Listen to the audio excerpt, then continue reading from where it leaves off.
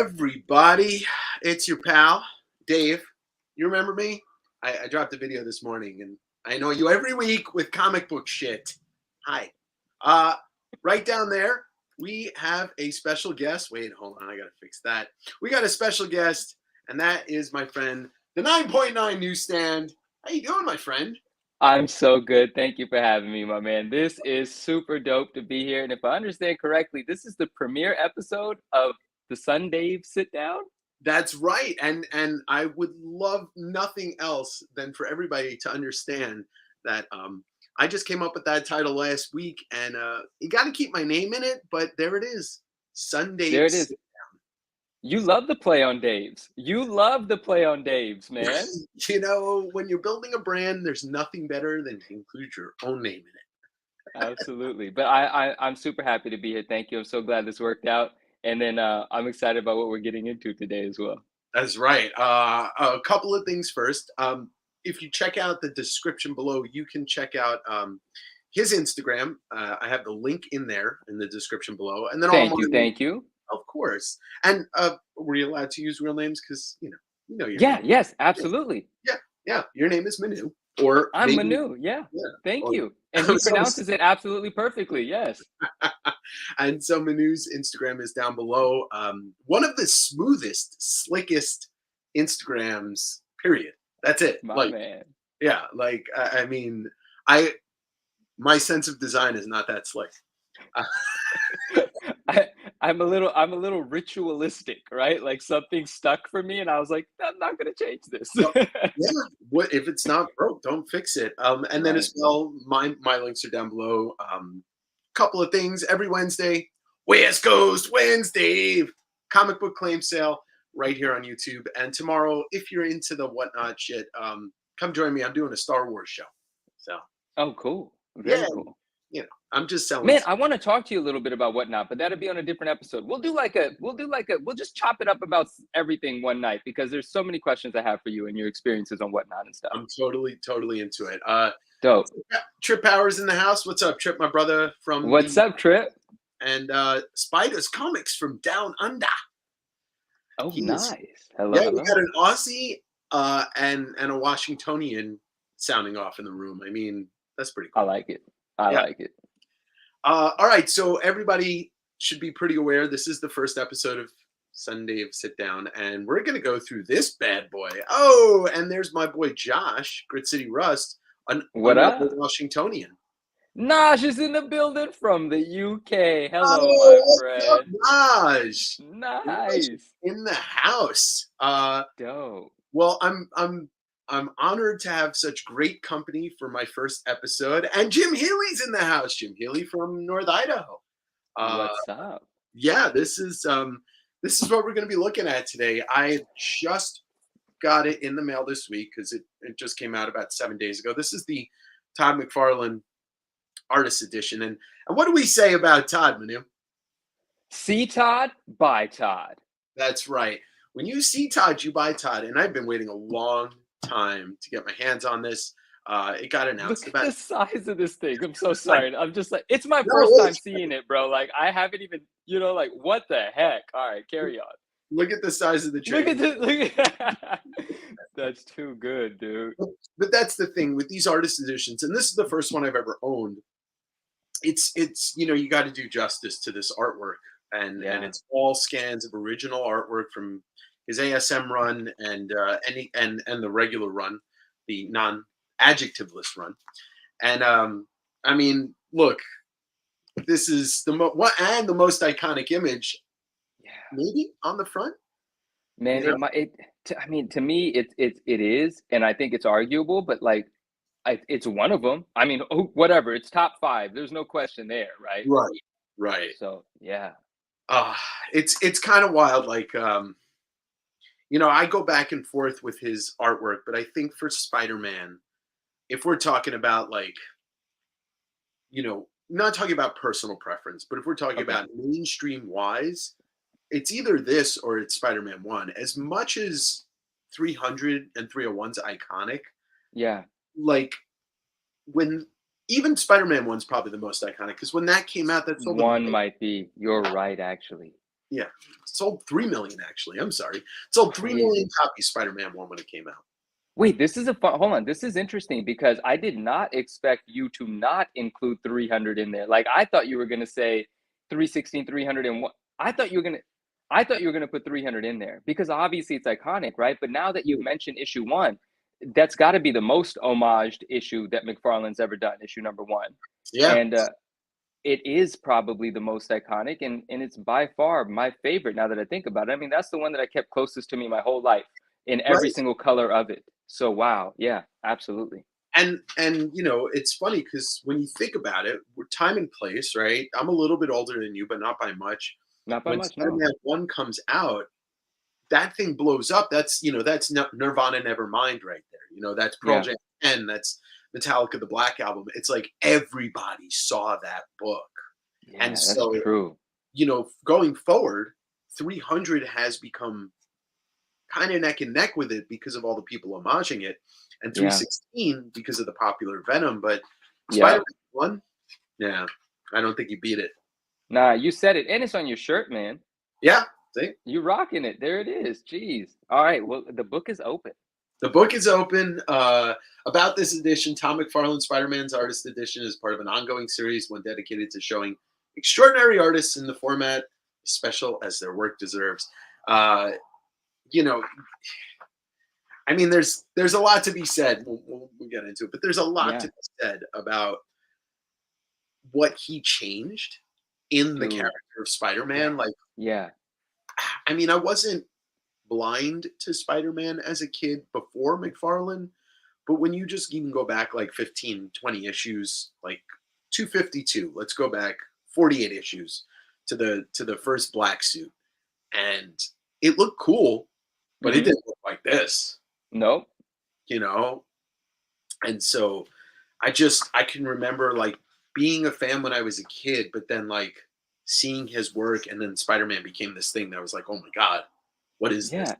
Can I ask you then? Because I wasn't blind to Spider-Man either. Obviously, I was very young, but I wasn't blind to Spider-Man.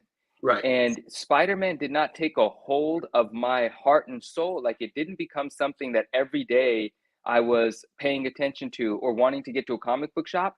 Mhm. Quite frankly, until the days of, I'm going to go ahead and say McFarlane and Bagley, like it was around that era, but it was that McFarlane Spider-Man, something about the silhouette, the way that the face was shaped, the eyes, it had this sleeker, younger, like it was relatable just in the way that it was drawn more Yeah. than one of the old school classic, bulkier Spidey figures that everyone, there's so many people love it, but it didn't resonate with my personality. Being a young person growing up in the 90s, I saw that McFarlane stuff and I was like, this is gritty. It's still Spidey. It's still Marvel. Oh, I'm in. Right. Right. I don't know either. Like there is that turning point, and I would think most people in our age gap, or anybody that kind of looks at history in comic books, I think Tim Burton's Batman opened a lot of Yeah. doors for other people to kind of get a grittier, you know, style in the mainstream. Whereas, you know, Marvel Comics, the gritty stuff was in, you know, Cage, Power Man, and Iron Fist, and you know, the stuff that was more ground level, like Daredevil. Yeah. But Yeah. yeah, there's something about this art though that it just, you know, I mean, 298. I can't say for sure. Oh my god.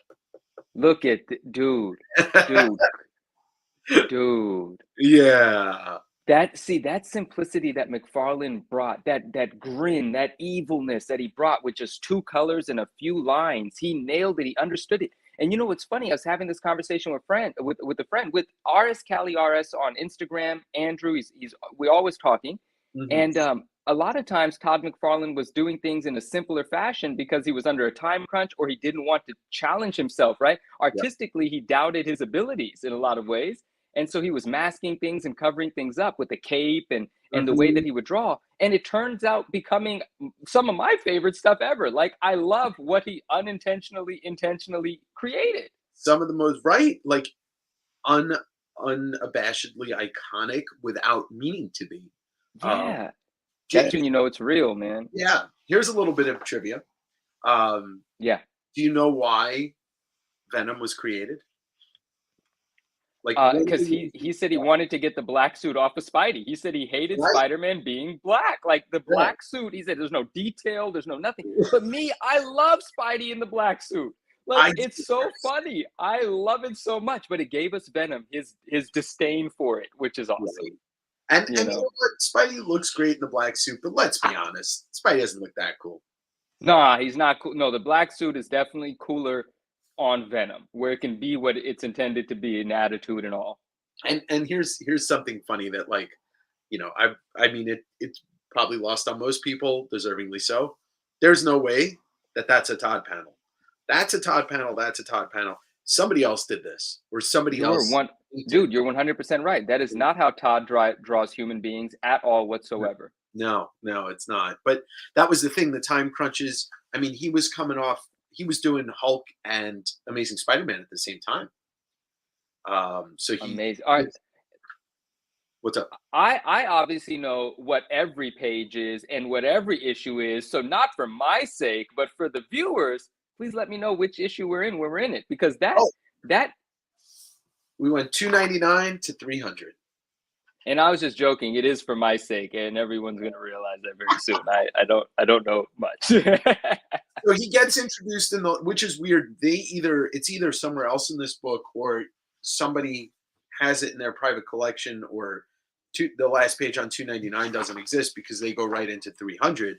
But the last page of 299 is, fuck Is it. that It's the silhouette? first appearance. It's the first appearance. It's his whole body. He looks awesome. It has that grin on it. It has his whole figure. It's the coolest image ever. And it is, but you know what, dude? I know I only just found this out, and this is shameful, but also so amazing that that someone educated me. It was on one of Naj's posts. I forget the Instagram account's name. Mm-hmm. 298. In the last page of 298, Eddie Brock's hand is getting the symbiote on it. Yeah. And so that's like a Venomy thing happening in 298. What do we call that? That, I would say, cameo 298, 299 first appearance, 300 first full appearance in this story. First full, and 316, first full cover, 315, first cameo cover. Cameo cover. Yeah. Man, we got it down. We got it down packed. Yeah. So That's what it is. We're in 300, which is a double-sized issue, which we've had discussions about double-sized issues and not having certain inserts, aka no Mark Jeweller's insert. And yeah, the 300 don't have it. Yeah. But I do. Tosh, what up? Hello, Tosh. And God, I'm horrible at this, but please don't forget, smash the like button, but subscribe. Not just this show, but my Sunday morning episodes. I'd love for people to watch them. Yes, and I just hit like. I just hit it. I'm leading by example here. And I want to tell you, Taj is Epic Comicology. He's my close friend that cares for my books for me, if and when we're submitting books for me. But he's he's a pressing, cleaning master, and it's not, that's Epic Comicology, and that's Taj, and I'm happy that he's here with us. I want to say something about a few pages back. There's a panel with Black Suit Spidey wearing the web backpack. Yep, right there. And and so is that something that he had done in many issues, or is that only in 300? I can honestly tell you, I don't know how many issues, but that was the sonic gun that that he used on Venom to try and get the symbiote off him, that Reed Richards made, if I remember. But I think he would web stuff up as a backpack every once in a while, because there's the backpack itself, and that was the gun. There it is. Yeah. So, and then, sick. God, look at all this symbiote. But this is where he knocks him out with the bell. And I just also loved Brock, the way that Eddie Brock looked. He was a beefy maniac. Yeah. You want me to embarrass myself some more? Well, I grew up thinking 315, the issue 315. I thought that was Eddie Brock like playing in the water, like trying to drown Spidey. I didn't realize until decades later that's Hydro Man, even though it says it on the cover. And the funny thing is, I'm pretty sure, and I like, memory is foggy when you think about 30 years, 32 years in the past, but I'm pretty sure 315 was the first McFarlane book that I owned. Oh, okay, cool. Very cool. I think I know three. Well, we'll get to it, but 317. I'm pretty sure was the first one I bought in like at a comic book show for more than cover price. We're literally looking at every original page Hmm. uh in this. That's wow. Yeah, so we this goes from 300 and then it hops to 301. It's kind of I don't know. I mean, obviously, I haven't looked at it yet. I literally opened it maybe 25 minutes before we went live just to make sure I had the positioning right on it. But God, it's just, and you can see like, so he wasn't always. I mean, he signed all these pages, so um, Yeah. they contact collectors, and and they got their pages signed. But like, you can see some blue ink in here, and Mhm. 301. It's funny. 301 is such a memorable cover because it's a sequel to 300 in the cover, Mhm. but Yep. like, story wise, it's kind of not remarkable. Um, Got you. he wanted to do a lot of Silver Sable. She's in a bunch of issues that he drew. Um, it's kind of for me thinking about like all of the Todd villains, villains that he's drawn. Obviously, we go with Venom as number one, right? Yep. Yep. He never, Definitely. he never put Doc Ock in a story. He never put Electro in a story. He never put Craven was kind of in a story, but Craven was dead anyway. Uh, Mhm. but when you think about the Spider-Man Rogues Gallery, you can name most of them, and then he didn't draw half of them. He just didn't. He went like fringe characters, like Silver Sable, which is kind Well, of then fun. let me geek out on a question with you. You mentioned Doc Ock, and I might be completely off about what I'm recalling. So, when you said he never put him in a story, are you saying he never drew Doctor Octopus? Only on one single published cover, and that was That Marvel. Marvel Tales. Yes, that's That's what it. I was. Okay, yeah, Well, I guess there's two covers because his arms are in one, but there's that just one that's pretty and it's a famous. great. It's so cool. It is. It is. It's But it's so cool. one of those things that I think about because he is my favorite artist. Like, what villains did he not draw? And it's just kind of funny. Like Electro and Doc Ock really stand out because Yeah, they're OG uh, yeah, Spider-Man villains. yeah, man. Because I'm telling you, his Hobgoblin and Green Goblin are some of my man. That's What's amazing. the issue? 312, right? Oh Yeah. no, not three. Yeah. No, Oh, it's 317. I think it's 317. No, 317 is the one where the symbiote's all over the place. right. So it's like right after that. It's like It's 318. after that. Yeah, it's after that. It's not 312. It Yeah. might be 312. Oh, whatever. But it's But such a sick cover where yeah. Hobby and Green are on it. Oh my god. Oh yeah. And then he draws Hobby again in the regular Spider-Man run with that Ghost Rider Yeah, he story. does. His Yeah, Prowler's fantastic. I his think Prowler's sick. yeah, he did Prowler also in a it's like Spectacular Spider-Man Annual 12. There's like a Prowler backup story, and it looks Okay, even better. It looks even better than this stuff. dope. Yeah. So we're it's jumping around because this is 303 or 304 at this point. Hmm. Um, yeah, we're in 306 here. So it's it have and like most people I have the omnibus, and I'm pretty sure didn't Naj have it recently? Didn't she post something about having the McFarlane omnibus? She Um, did, and you know what else? She also has this on order. She left a comment about that a moment ago yeah, as well. That I hers won't saw be that. shipped until yeah, but she has the Omni. That's right. Well, how do you say omnibus plural? Omnibuy. I'm going with that. I'm going Uh, with that. Professor wants to know how heavy this book is. I'd say it's about 12 to 15 pounds. Um, Wow, yeah, Professor Comics. Hello, my man. Professor Comics in the house. Naj said yes. What's up? So that Yeah, if you ever want to own, if you don't ever want to buy this, which I mean, it's not that expensive. I got it for 130 on Walmart.com, free not shipping. bad. Not bad at all. Well The worth it. the omnibus, like I read through it twice. I've read the in recent times the whole McFarlane run. It's it's a treat to read through. It's really a treat to read through. Spiders Comics said he had a girlfriend that was on the So, I miss yeah, her. and he misses her. Yeah, Yeah. yeah, I get it. I get it. Um, but it is a treat to read through. But like seeing the original art without the coloring, because like at this point, the omnibus has been recolored digitally. Yeah. Um, Yeah. this is really cool, though. I mean, his layouts. Can we talk about his layouts? How Hell he yeah, we can. shit like this, and it's just like spider webs and like Yeah, just random. Oh God! If he had only been able to do what he really wanted yeah, the whole time he was at Marvel, we yeah. would have eventually gone full horror Spider-Man, full And horror. I think it would have been sick. You know, this is what McFarlane did for us. He pushed even these were bound. Like I'm sure you've seen countless interviews where he always says this. They were trying to tell him to stay within the little boxes of the pages. Like, Yeah, don't. What rules are there? These are comic books. Let's have a blast. Let's make it as cool as we can, and let's rock out. And McFarlane did what he wanted, and everyone had to let him because yeah. we responded with yes. And then when they stopped letting him, he's like, "Okay, I'll just start my own company," and the rest is history. Which that Certainly page, is. I'm pretty sure that page is in here. The page that caused Todd to start Image for the most part. And if you don't know that story, we'll get to it. We will get. Yeah, I want to know. Yes. Okay. So yeah, we're in deep into issue 309 when I forget it's like Mary Jane's next door neighbor, the Peter and Mary Jane's next door neighbor, Jonathan something, kidnaps her because he's obsessed with her because she's a supermodel and he's a creep.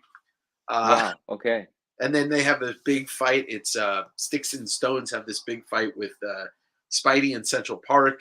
And one of the other things for me is when he's so okay, we got issue 310, which comes out December 1988. I am 9 years old, and I've been into the city a bunch with my parents because I grew up on Long Island, and they take me and my brother into New York City, and so seeing the way that he drew New York City was pretty cool because it was about as gritty as it actually was. Yeah. I mean, Yeah. he definitely embellished. There are no alleyways with apparently people laying in and out of dumpsters. You can't see it, but Right. there's 3 bodies right there in and around the dumpster.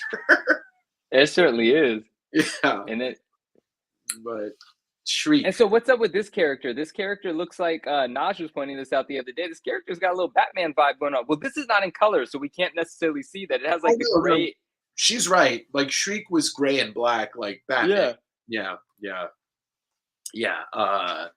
He's this is if anybody can confirm or deny that Shriek, I've never seen him in another Spider-Man book before, and I'm assuming No. it's Shriek, SHRI, or it's Shrike, but Shrike doesn't make any sense. Shriek makes sense, even though it's Oh, that's that's not Shriek. That's how they spelled Shriek. I don't know who that person is, man. I'm just well, gonna be straight up. Shriek would be spelled SHRIEK or E, Yeah. but Yeah. That's I what I'm thinking. I don't know. The other thing about this is funny. It says a background assist. So Todd is penciling and inking this, okay, because he's just Hmm. an artist. But it's funny because it says with a background assist by Terry Fitzgerald. Terry Fitzgerald, his old friend that ends up getting named as a Spawn Yo. character. Yeah. And then Todd sued him, but that's a different story.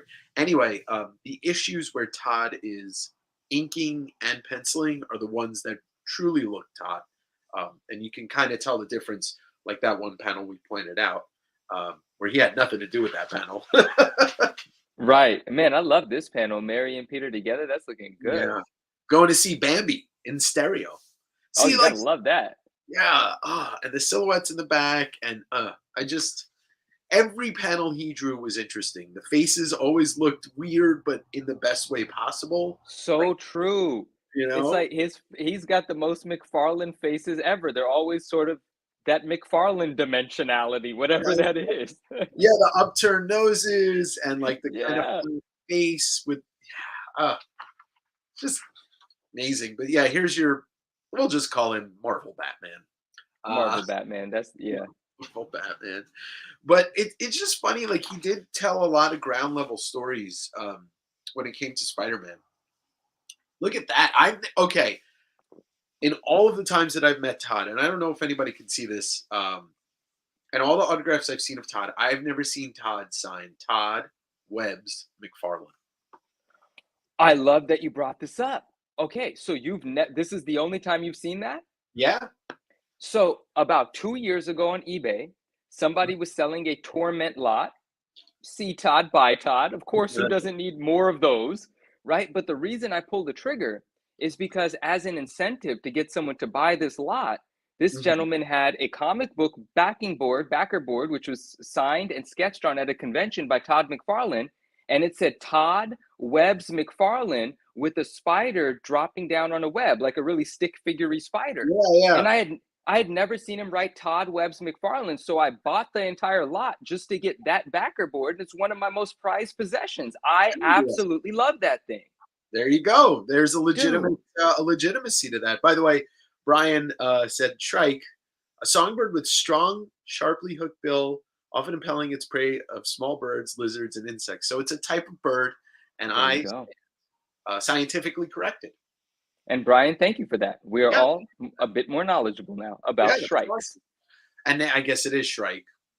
So Right. I mean that we knew that. We knew we were pushing yeah, it, trying to call it shriek. It didn't make sense. it doesn't make sense. All right, so we're on issue 311, which is the that's the Mysterio cover, which Oh, is what a cover. yes, personally my actual favorite Amazing Spider-Man cover. It beats out It's 316 just so by a hair. Just by a Wow, hair. I'm not mad at you, dude. It's an incredible, incredible book. I am not mad at you at all. Oh my gosh, I love that Yeah, book so much. yeah. This is It's why I don't make it to the inside of many of these since 30 years ago, because I'm just stuck on the cover. right. I mean, it is. It's. I mean, everything he did in Marvel in his tenure is just. It is iconic. It's a sight to behold. Um, Yeah. it was 312. 312 is the Green Goblin one because that the Green. Oh, gotcha. Yeah. Yeah, so you were right on that. Because there's I guess at this point it's Norman. Yeah. Yeah, and but the mask. What he did with the Goblin, Hobgoblin, and Green Goblin, he made them creatures, and Yeah. nobody ever did that. I feel like nobody ever did that. Oh, that's So oh, that's a spiders. nice panel. Who Yeah, that is? look at Mary Jane looking all Cleopatra, and What? I gotta buy this book. I gotta buy this book. What was it? 130 on Amazon? All right, I'm placing my order. yeah, like you gotta buy it. Like this is a must-have.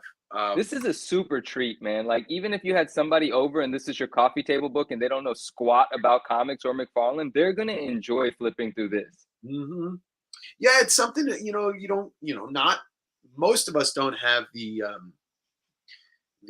bankroll to buy original Todd art, especially at No. this point. I know a couple people that have pages. I've seen a couple covers in person. Like I've seen the 301 in person. I'll have to. I don't think I Wow. sent you a photo, but I'm gonna send you a photo later on of some of the artwork I saw recently. All right, Um, dope. so we're at issue 314. This is the one where they get evicted. So Santa Claus, I guess, is on the cover. And Hey, I just had the Mark Jewelers for that the other day. ah, Yeah, I mean, it's shipping out to someone. I decided to give it to a friend, but it is still here somewhere for now. that's awesome. So I'm at 14 different Todd Mark Jewelers now. So Dude, that's a lot.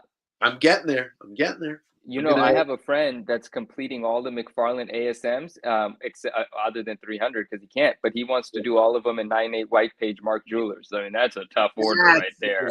that's something I don't know. I don't know. Yeah, yeah. He's got his work cut out for him, but he's making good on his objective. He's got a few of them under his belt now. That's awesome. Yeah. Professor mentioned Todd's webs and like you can't ask for much more than Nope. look at all those webs there. I mean, that's Yeah. unbelievable. And the last man to wear the Hitler mustache in pop culture after Michael Jordan would be J. Jonah Jameson. Did he used to rock that? It Yeah. was like that back. Oh snap! Well, I mean, it definitely it pushes it home how much of a bastard Jay Jonah was. Yeah. Yeah. Yeah, So look at that. Look at him down there in that panel. I never really looked at McFarlane's J. Jonah. Look at this guy. he wasn't in too much of the McFarlane stuff because, like, towards I don't think there's any part of JJJ in the adjectiveless Spider-Man run. I think it's just some of the ASM. But it's funny. Oh, let's just stop talking about that. See? Talk about iconic. I mean, And that, you know what? And that's the one. You have that, that right? Let's see. yeah, Hold and and this is what we're gonna say, like, that's so iconic, and this is that remaster where you get to you question on. Yeah, what's better? Is it the digitized, sort of lost the original sense version? Like, I love this, no question, but that it's iconic, cool. that original, how do you beat that original? Like, Yeah, yeah. There's more. you There's just know? more detail on the original. Uh, Ugh. but it's you know, I'd like to And see. that grin, the Venom face on the side of it, that panel on the side of it, we need that somewhere. That needs to be tattooed on everyone's arm. Like, look at that. I might. I might. You never know. That Bro, this has bro. been used on so like cards. It's been used in advertisements. Like I've seen it so many times, but it just seeing the original is pretty amazing. And his Wow. webs though, Professor's right. Like if you just that's all. I mean, like it was a simple thing that he did with the Yeah, web, just intertwining them, and you can hear yeah, him talk about it in multiple interviews. But it's just a simple thing, and it changed Spider-Man forever. yep. Nobody can take credit for that besides him. Nope, and anyone that does it like that is doing it because of him, and they're Yeah, doing it, influenced by him. He yeah, changed the web game.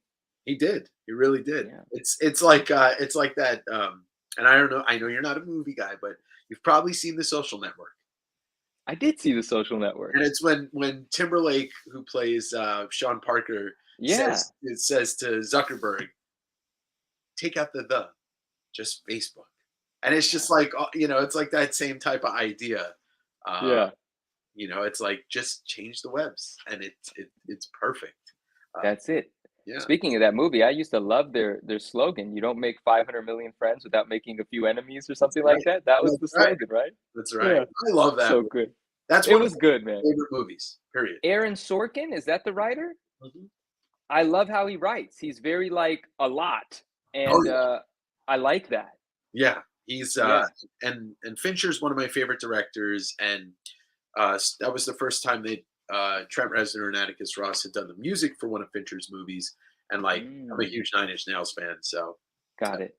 huge. No, that movie was terrific. I'm glad that came up. That was Yeah. good. So Todd said, "I'll say Ryan Stegman, Spidey Webs, and Ghost Rider chains are pretty epic." You know what? Stegman is. Okay. I would put Stegman as one of my favorite modern artists. He's Yeah.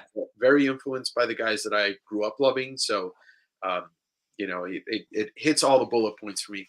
Plus, it helps that like he's writes. I mean, he draws when Donnie Cates writes, and Cates is one of Yep. my favorite writers, and so yeah, yeah. And I gotta give Stegman credit. Stegman's work is dope. Like, Oh, it is. You know, it's one of those, it's an artist whose work I look at and it speaks to me. And I'm a very, just, it's easy for me to really like it. well, I think it's because of the heavy Tato influence. You're Probably so. yeah, you're just Probably so.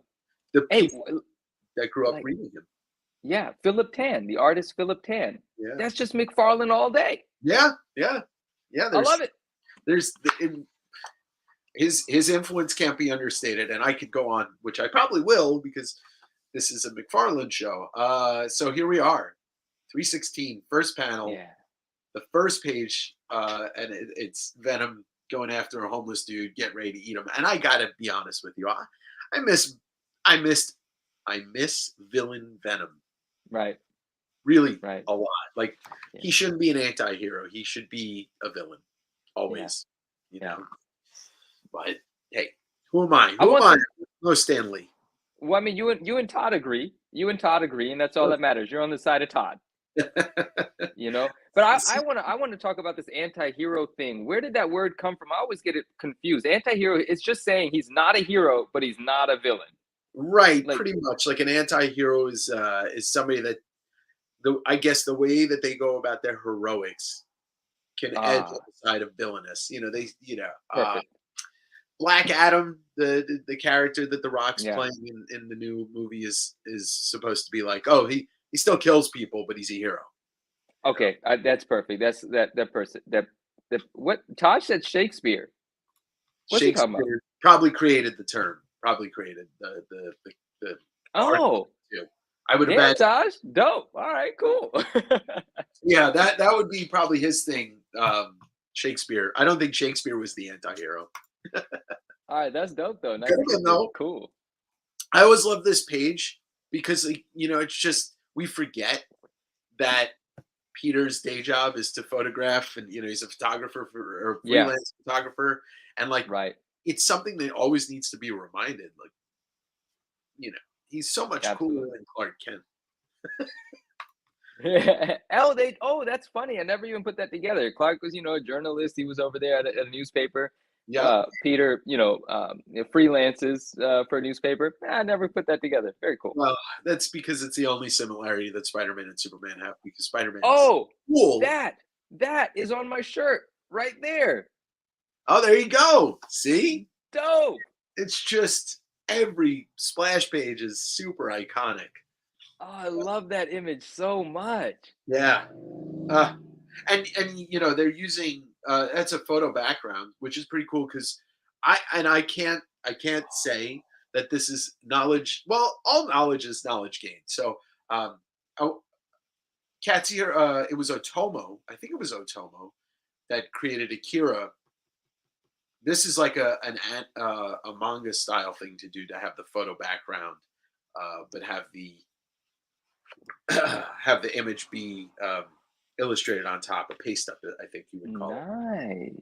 So, but yeah, It this works really well. it does. I mean, and what who are you gonna? What city is more iconic with a photo background than New York? There is That's it. No, that's it. That's the only one. So we jump in. We jump to 317, which is still as another three-part series of the two of them going after each other. Uh, Hmm. and I love that. Like, so he does 298 through 326, and then he takes an issue off, and he does 328, and then he's done with Amazing Spider-Man. 6 of those issues are mostly dedicated to Venom Spider-Man, which is fantastic. Yes. God, everything. Oh, I remember Everything. this Everything. this page where he tries to hit him with the tracer, the spider Hmm. tracer. Yeah. Like the symbiote like no. The other thing, and I don't know how much of the onomatopoeia lettering that Todd did, but I bet he did some of it. Um, Whenever Venom used his webbing, and I don't know if it was on this last page, uh, it would be plip. It would be like a very soft sound because like Oh. symbiote was it was like a stealth machine, Yeah. Yeah. Yeah. Yeah.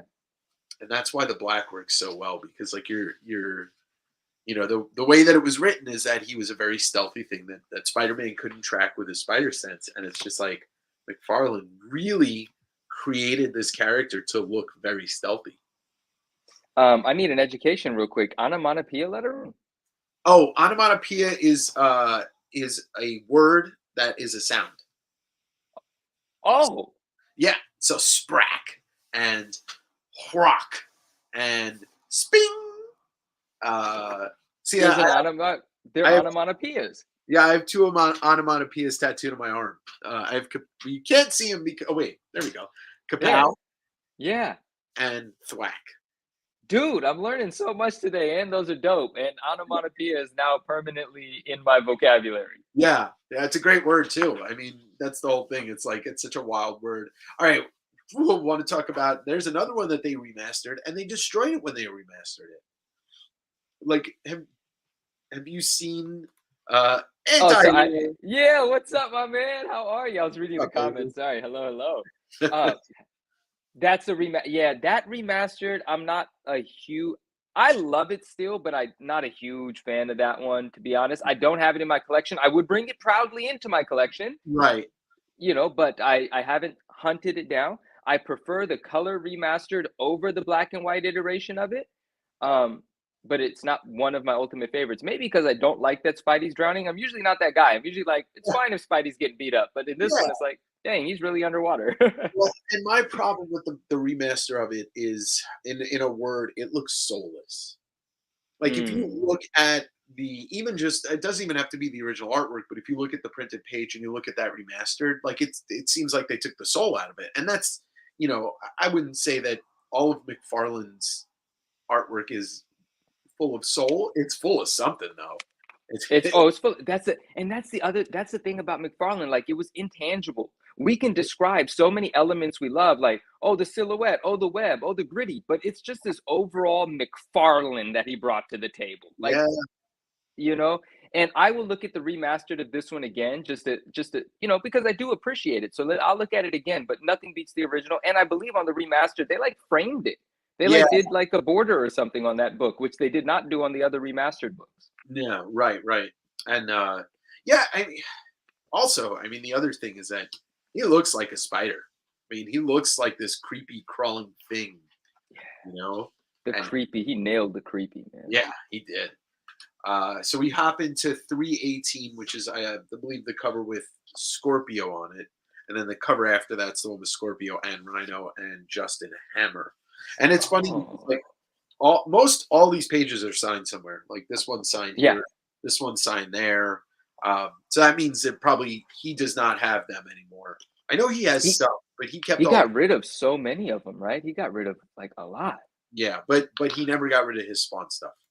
That was the big thing. Did you see? You did see. Did we talked about it? Did we talk about it? The 423 original making its way to him at New York Comic Con. We didn't talk about it, but yeah, I saw that. I saw that uh, that video That that he posted. Yeah, that's amazing, man. What the heck? I yeah, I could you imagine owning that? I mean, that's $1 million. That's $2 million. In 2012, I believe it's that gentleman that brought it to the con. I can't say for sure. Maybe it's traded hands since then. But the 2012 sale of it on Heritage was 72 grand. And you're right, it's $1 million now. That's $1 million now, man. It Yeah, is. all of his covers are like they say like the minimum is high six figures on any Yep, of his covers, which means his absolutely. iconic covers. Like, yeah, I mean, if that number one ever surfaces and goes up for sale, that'll probably be the biggest sale for a piece of comic art that'll ever happen, if it happens. Oh my Yeah. god, dude! One day we got to figure out a way to get our hands on something. Well, I know a guy that lives like 4 miles from me that has one cover and one interior page, but I don't think I'll ever Wow. get a chance. I'm gonna find a way for us, man. I don't know what we're gonna have to trade for it. A Hey, couple of souls and stuff. We'll figure it uh, out. Avery, I hope the guy did have protection too, like a bodyguard or at least a Yeah. type of stabby weapon. So we're in issue 319. So you got Rhino and Scorpio. So like he was drawing, like I said, he was drawing fringe villains that weren't like the main villains. Todd said, I think my favorite part about how he drew Spidey is that he conveys a sense of weight. Like when Spidey is hanging from a building, he actually looks like he's exerting himself to hold the pose. Yeah, I think Oh, dope.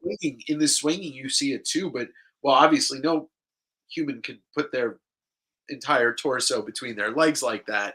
But there is a sense of gravity. I get that. I never really thought of it, even though I completely understand what you're saying. That's really that's really great to read because I see it now that he's mentioned it. I never thought of it either. But there's something more substantial, more like actual Yeah, about it. yeah. And now we can talk about the fact that at this time in the story, Mary Jane was dancing between like acting roles and supermodeling gigs.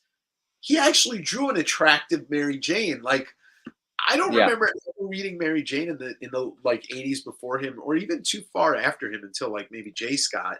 Um, that she actually matched up to what her character was supposed to be, a supermodel. Right. Right. But And that was kind of my criticism of the casting for some of the films. I shouldn't say this is a bad thing to say, but I didn't it was, I didn't understand what was happening there. well, I looking back at it, I think they cast it well, but yeah, it's different times, different Yeah. Yeah. different Yeah. depictions, I guess. Yeah. That's being said, what the hell's going on with her hair though? That's McFarlane couldn't draw hair to save his life. Let's get real. And he really loved the late 80s, early 90s big hair look. Like he was all about it. Yeah, yeah, it was just poof central. Yeah. The whole bottle of hairspray went into that. Well, time and place, right? Yeah. All right, so here we got this. That's not the cover. Shoot. That's not a cover. That's not a No, it's cover. page 17. It's the first. Okay, it's a splash page, but this is the beginning of the assassination plot, which he gets to draw Silver Sable again, Paladin, who nobody cares about, Nope. Captain America, Red Skull, Sabretooth. I believe Hydra's involved in here, so he gets to draw some Hydra stuff. But yeah, this was wild stuff. When I was a kid, I was just like, did not know a lot of these characters. Silver Sable, I didn't really know, and Paladin, I didn't know, and the Red Skull. That image right there. Yeah, this one. Yeah, Some white out on there too. You can see. that's cool. Yeah, look, signed here, signed here. He signed Oh, that's here. interesting. Yeah, Yeah. he signed that one twice. Yeah. There's Cap. That big Oh, ass snap. on his head. Dude, okay. Man, nothing beats Spidey's face though. The way McFarlane did Spidey's face, that silhouette, the rectangular, triangular, whatever it is, you can't put your Yeah. finger on it. He nailed it. He did. He did. It felt different, and it kept getting better and better. Like by the time he's done, Spider-Man never looked cooler. I want to ask you a question. You and I didn't say anything then because I was like, maybe I don't know what I'm talking about. But you kept calling Scorpion Scorpio. Am I missing something? No. I'm a Scorpio. Okay, all right. Okay. Oh, okay. Yeah, that's what happened. I'm a Scorpio, and I got confused with my own horoscope. And I can't challenge you because you know way more than me. So I was like, no, I'm wrong. He's Scorpio. No, it's Scorpion.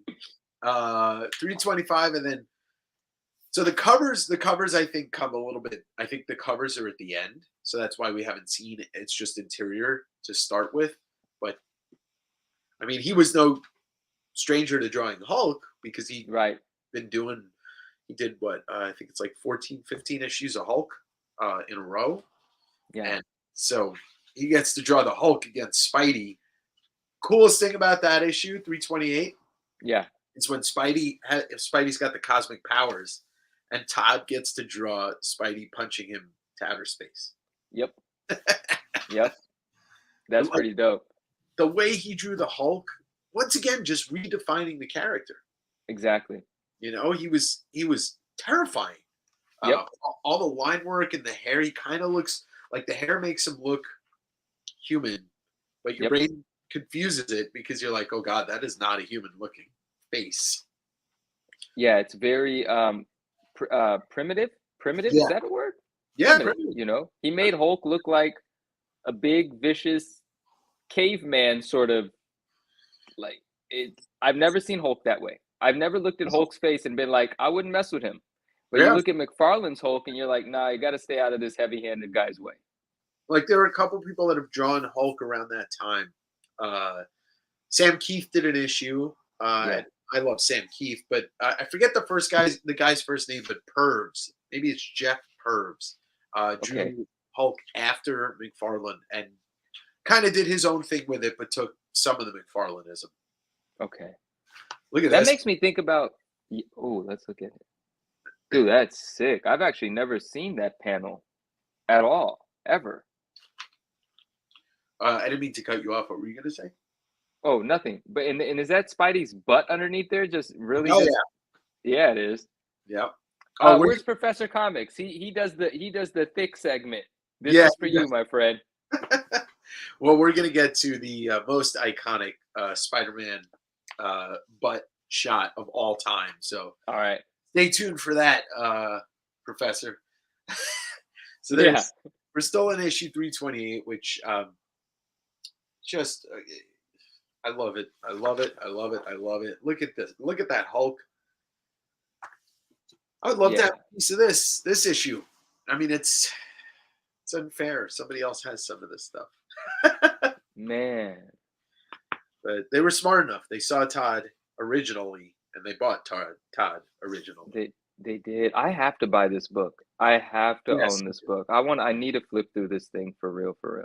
Yeah, like I'm excited to flip through this on a level where I can just like stare at it and not talk about it.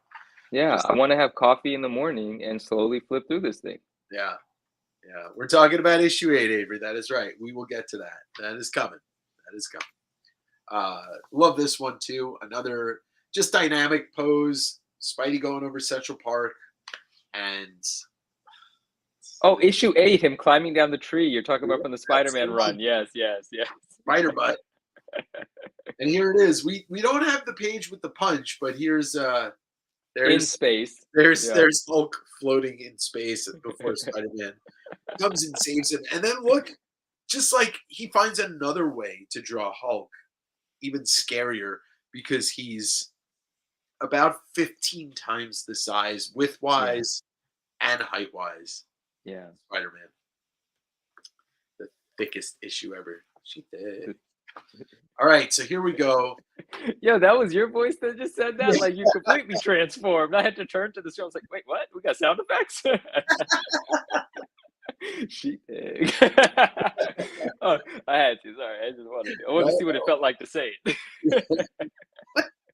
I actually another one that I can't say for sure that I coined in the comic book selling, uh, community, but like Mhm. I started saying "thick boy" when we're talking about square bound issues, and now everybody says it. So Oh, I'm just gonna go ahead and give you credit. You're the yeah, I've never heard anyone say it. You're the first person I've ever heard say it. The yeah, only time I've ever heard a reference to something called like that is like there's a reference to watches, and there's a particular watch with a particular hour marking. It's called or something. It's called the Fat Boy or something, or okay. maybe it is called the Thick Boy. No, Fat Boy, the Fat. So that I never heard anyone. Wow, Yeah, that's cool. You probably did come up with that. whenever I pull out like a like a square bound issue, like a Killing Joke or something, it's a thick boy. It's thick boy. Yeah. All right. Yeah. But I I'm with definitely that. did coin the phrase "see Todd by Todd," which I'm That's happy you. other people use it because I love it when I hear somebody else use it. I haven't stopped saying it ever since I heard you say it. Well, it's a great way to live. It's like if you love it, just buy Just buy it. it. Damn it. So we're in issue number 1 of the Adjectiveless Spider-Man, and this, Okay. it's funny. This stuck with me so much, like the story and the art. But I always love the fact that there's this ominous sound always in the whole 5-part Torment storyline that just doom, doom, doom, doom, doom, doom. So what That, does this mean? yeah. This first page. Does this bring back memories? No, it doesn't actually. I'm looking at it like, how come I don't even remember this first page? I'm literally just staring at it, studying it. And issue number 1 was next to my bedside for 20 years. Well, all right. Got nothing on that.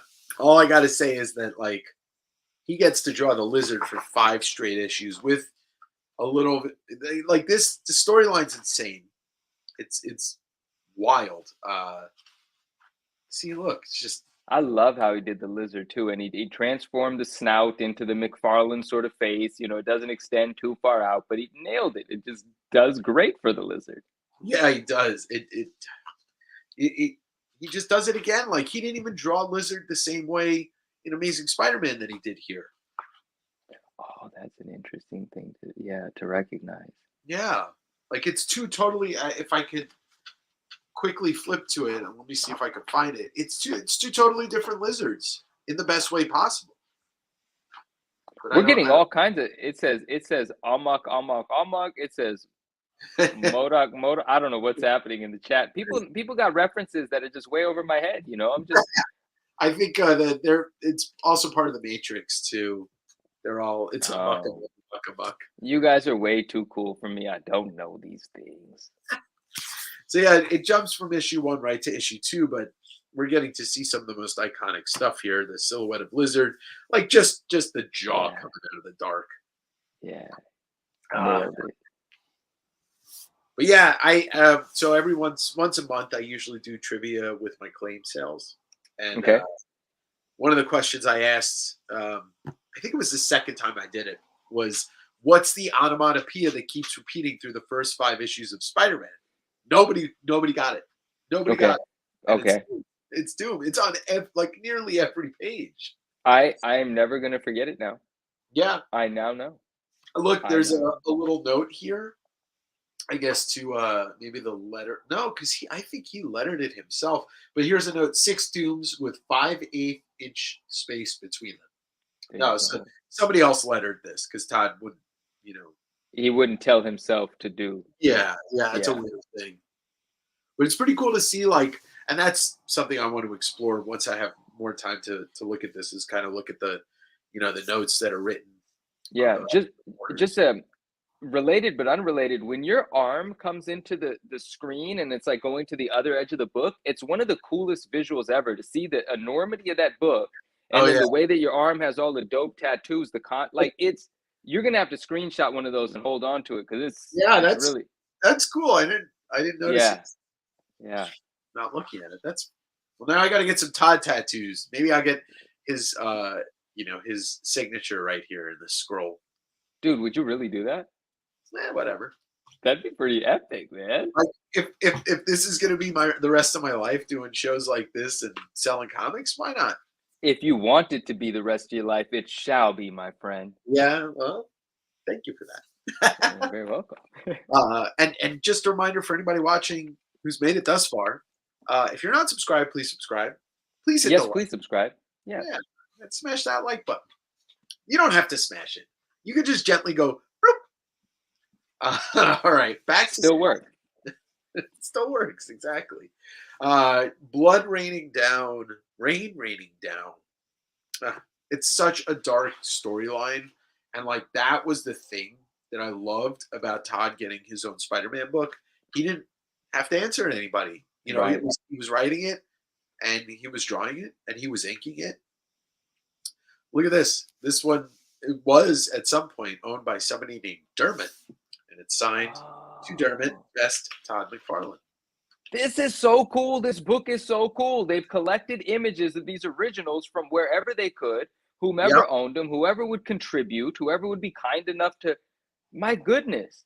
I know. It's impressive. It's amazing. Uh, Jeez, and like to have that white and gold signature on the black part of the page. God, it makes me insanely jealous, and I'm not a jealous person, but the people that own this art have my admiration. Yeah, we're gonna get some, man. Well, I mean, I do have something. At least I have something. No, yeah, no, no, and Like I'm not the discounting what original we do page is have. yeah, original page Yeah, is no, something.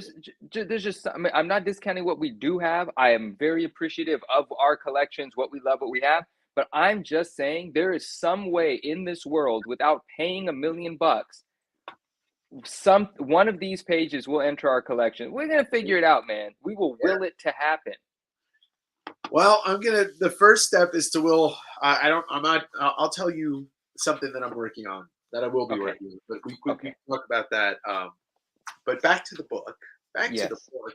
Callisto's behind this whole thing. This storyline where Spider-Man thinks that Craven's back to life and the lizard's been attacking him, but it's Callisto. She's like a voodoo queen. Hmm. There's the word right there, voodoo. She's behind the whole thing because there's Craven. Like, look at all the artwork that's going on this page, Dude. but like the silhouette of Craven, Yeah. drawn imagery with just this is as much as I love the Amazing Spider-Man stuff. This is peak Todd right here. Yeah. Yeah. Absolutely. This is Todd being Todd. I mean, we got to see Spawn artwork wise, like there's some great imagery in there, but like Spawn's its own thing, whereas Spider-Man is this 70-year-old, at this point now, yearly 70-year-old character. Right. And this is peak McFarlane Spider. Oh, holy crap. That page, man. Torn up Spidey, Callisto looking deadly and sexy at the same time. Yeah. Just, yeah. And then you got the lizard. This is unfair. It's unfair. People own this. That's insane. That page is ridiculous. Look at that. It's I need to I as much as I revisit the Amazing Spider-Man stuff pretty often, like reading it, I can't tell you that I've read Torment in the last decade and a half. So I think that's gonna be just pull them out and read them this week. I need to grab an omnibus, man. Yeah, yeah. There's just and the hair. Yeah. Well, he Yeah. loves his hair. Um, the good thing about Todd's Marvel stuff, it's such a limited amount that like owning it to read it is like two hardcovers, the Right. omnibus. Yeah. Uh, whereas like if you were to say, oh, I wanted to own every Jim Lee Marvel, you're talking about a couple hundred issues. You Yeah. know, he was very his Marvel career is pretty short but sweet. It's the Hulk run, the Spider-Man run, Amazing Spider-Man run. Do Couple of you have the number? Do you know the number? Like, how many covers did um, McFarlane do for Marvel? I can guesstimate without probably be within 5 or 10. Let's see, it's about 15, 14 Hulk. No, it's not 14. It's like 8 Hulk issues plus a 20, 30, 38. It's roughly about 70 to 75. Bro, Um, that's not even a lot. Like when you no, think about it, if you put it, it's like if someone says I want all the McFarlane covers, well, you could go get those in a weekend then. oh yeah, for sure. I mean, he did Amazing Spider-Man run, Hulk run, Marvel Tales run, and then he's got a Daredevil 241 cover, Conan cover, Quasar cover, Olympians. Uh, he does some inks on a couple of New Mutants, most notably the 87.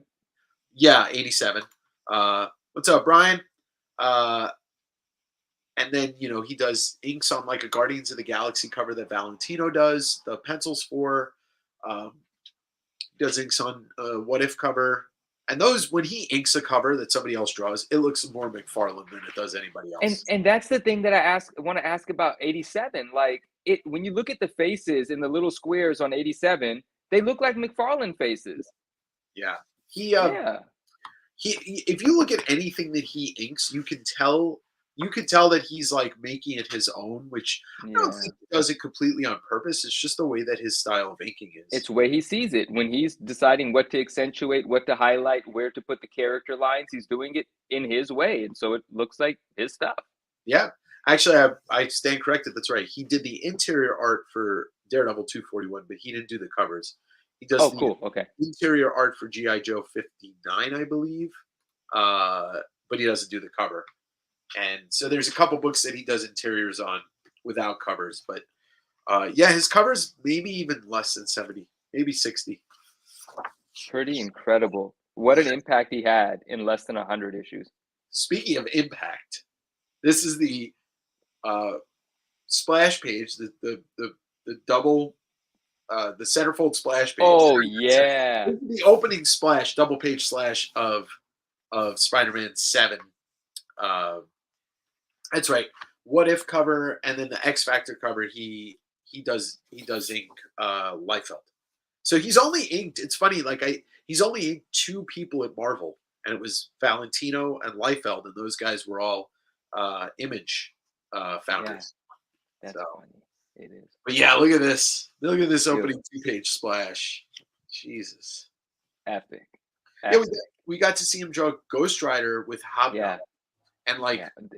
it's such a great story, but both Goblin and Ghost Rider look absolutely terrifying, drawn by Todd. Yeah. He nails it. He nails it. Yeah. But also, you can It's tell. Look at the. All right, so there's your Spidey face without a nose, and there's your Ghost Rider face without a nose. that's why Spidey works. That's why masked characters work so well with Todd because he does not want the nose there. That's right. He doesn't. He doesn't at all. God, That's it just great.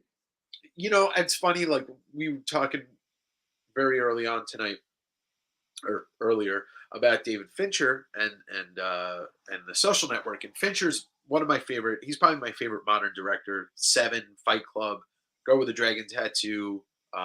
List goes on and on. But I look at McFarlane and I think of Fincher and how dark their movies are, and I mean aesthetically. Um, Hmm. look how dark his stuff is, and just grim. Yeah. Yeah. I mean, that's what he does, man. There it is. So Todd is to nose as Liefeld is to feet. Yeah, That's pretty much. hilarious. Yeah. But I most people that know me know I love Rob Liefeld. Not as much as Todd, but it's on the same playing field. Oh, really? To Yeah, that degree? yeah. Oh, And dude. the thing is with Todd, like my love for him goes from all of his art, whereas Liefeld kind of stops pretty much when he gets to Image. Okay. So Okay. yeah, Okay. but I do love Rob Liefeld unabashedly. That's awesome to know. That is awesome to know. Uh, so there we go. This is the Perception storyline with Yep. Spidey going to Canada and teaming up with our favorite Canadian knucklehead, Wolverine, but not before he gets to draw Wendigo looking like a cross between Satan and Fabio. Oh, that's funny. Yeah. He's got that flowing hair, and he's like, oh, but he's Wendigo. That's an early, wasn't that issue number 8. that was 8? Yeah, so Okay. Okay. 1 through 5 was Torment, 6 and Okay. Yeah. 7 was Ghost Rider Hobgoblin, then Okay. Perception. Yeah. All right. All right. Yeah. Look at all those webs. Professor commented about them, and it's so true. His webs are He's the best. Yeah. I mean, there's gravity doesn't make sense when it goes to what's going on here, but there is weight to it, like Taj said.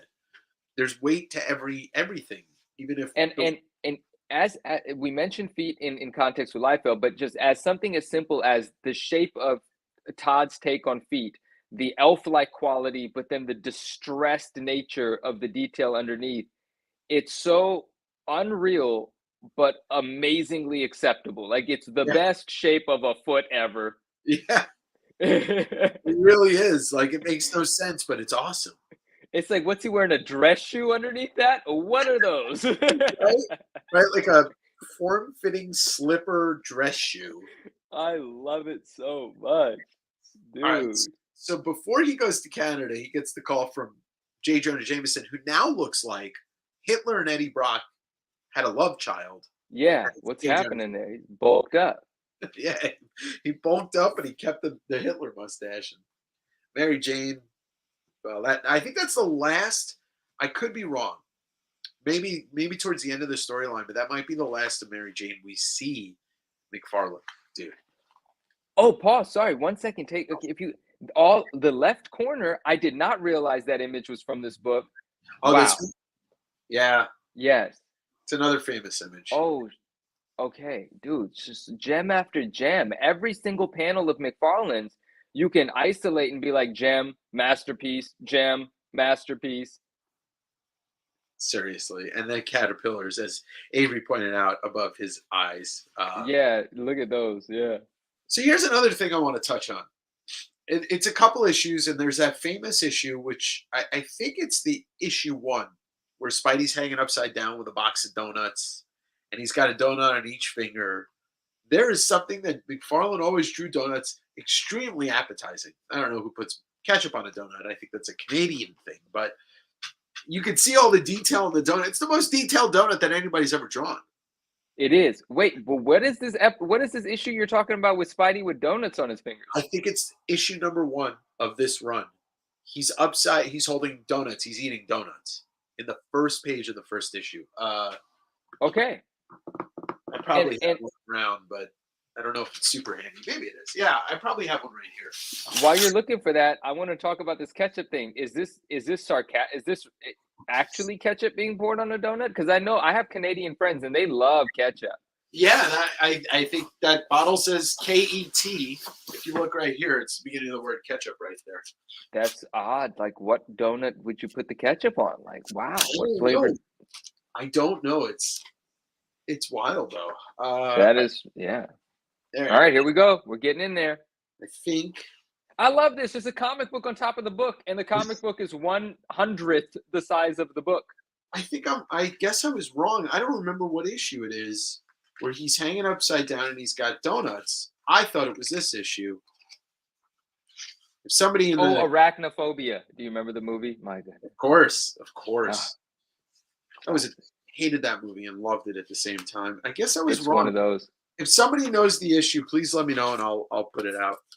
Professor Comics knows. He's gonna tell us. Yeah, I'm sure you will. I can't remember what issue it is. I thought it was number 1, but maybe it's ASM. No, it's not. I didn't think it was ASM. All right, let's keep it rolling. So he goes to Canada, child killer. We've got this paste up of a Vancouver Sun, which I don't remember being Vancouver, but there he is. Wolverine. There's the first time we get to see Todd draw any version of Wolverine on an interior. I don't remember if the Marvel Tales had come out yet, but who cares about the Marvel Tales? This was a story that he was drawing. We were kids reading this, and he got to draw Wolverine. Amazing. Look at this page.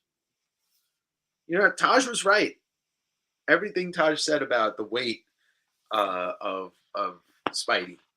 Yeah, you can see the stress being put on that set of webs in his right hand, Yeah, implying like, there's like some balancing and some bouncing going on here. right. It's issue. Okay, so Avery's saying it's issue 9. All right, Okay. let me get issue 9. All right, I'm gonna stare at this panel while you're gone.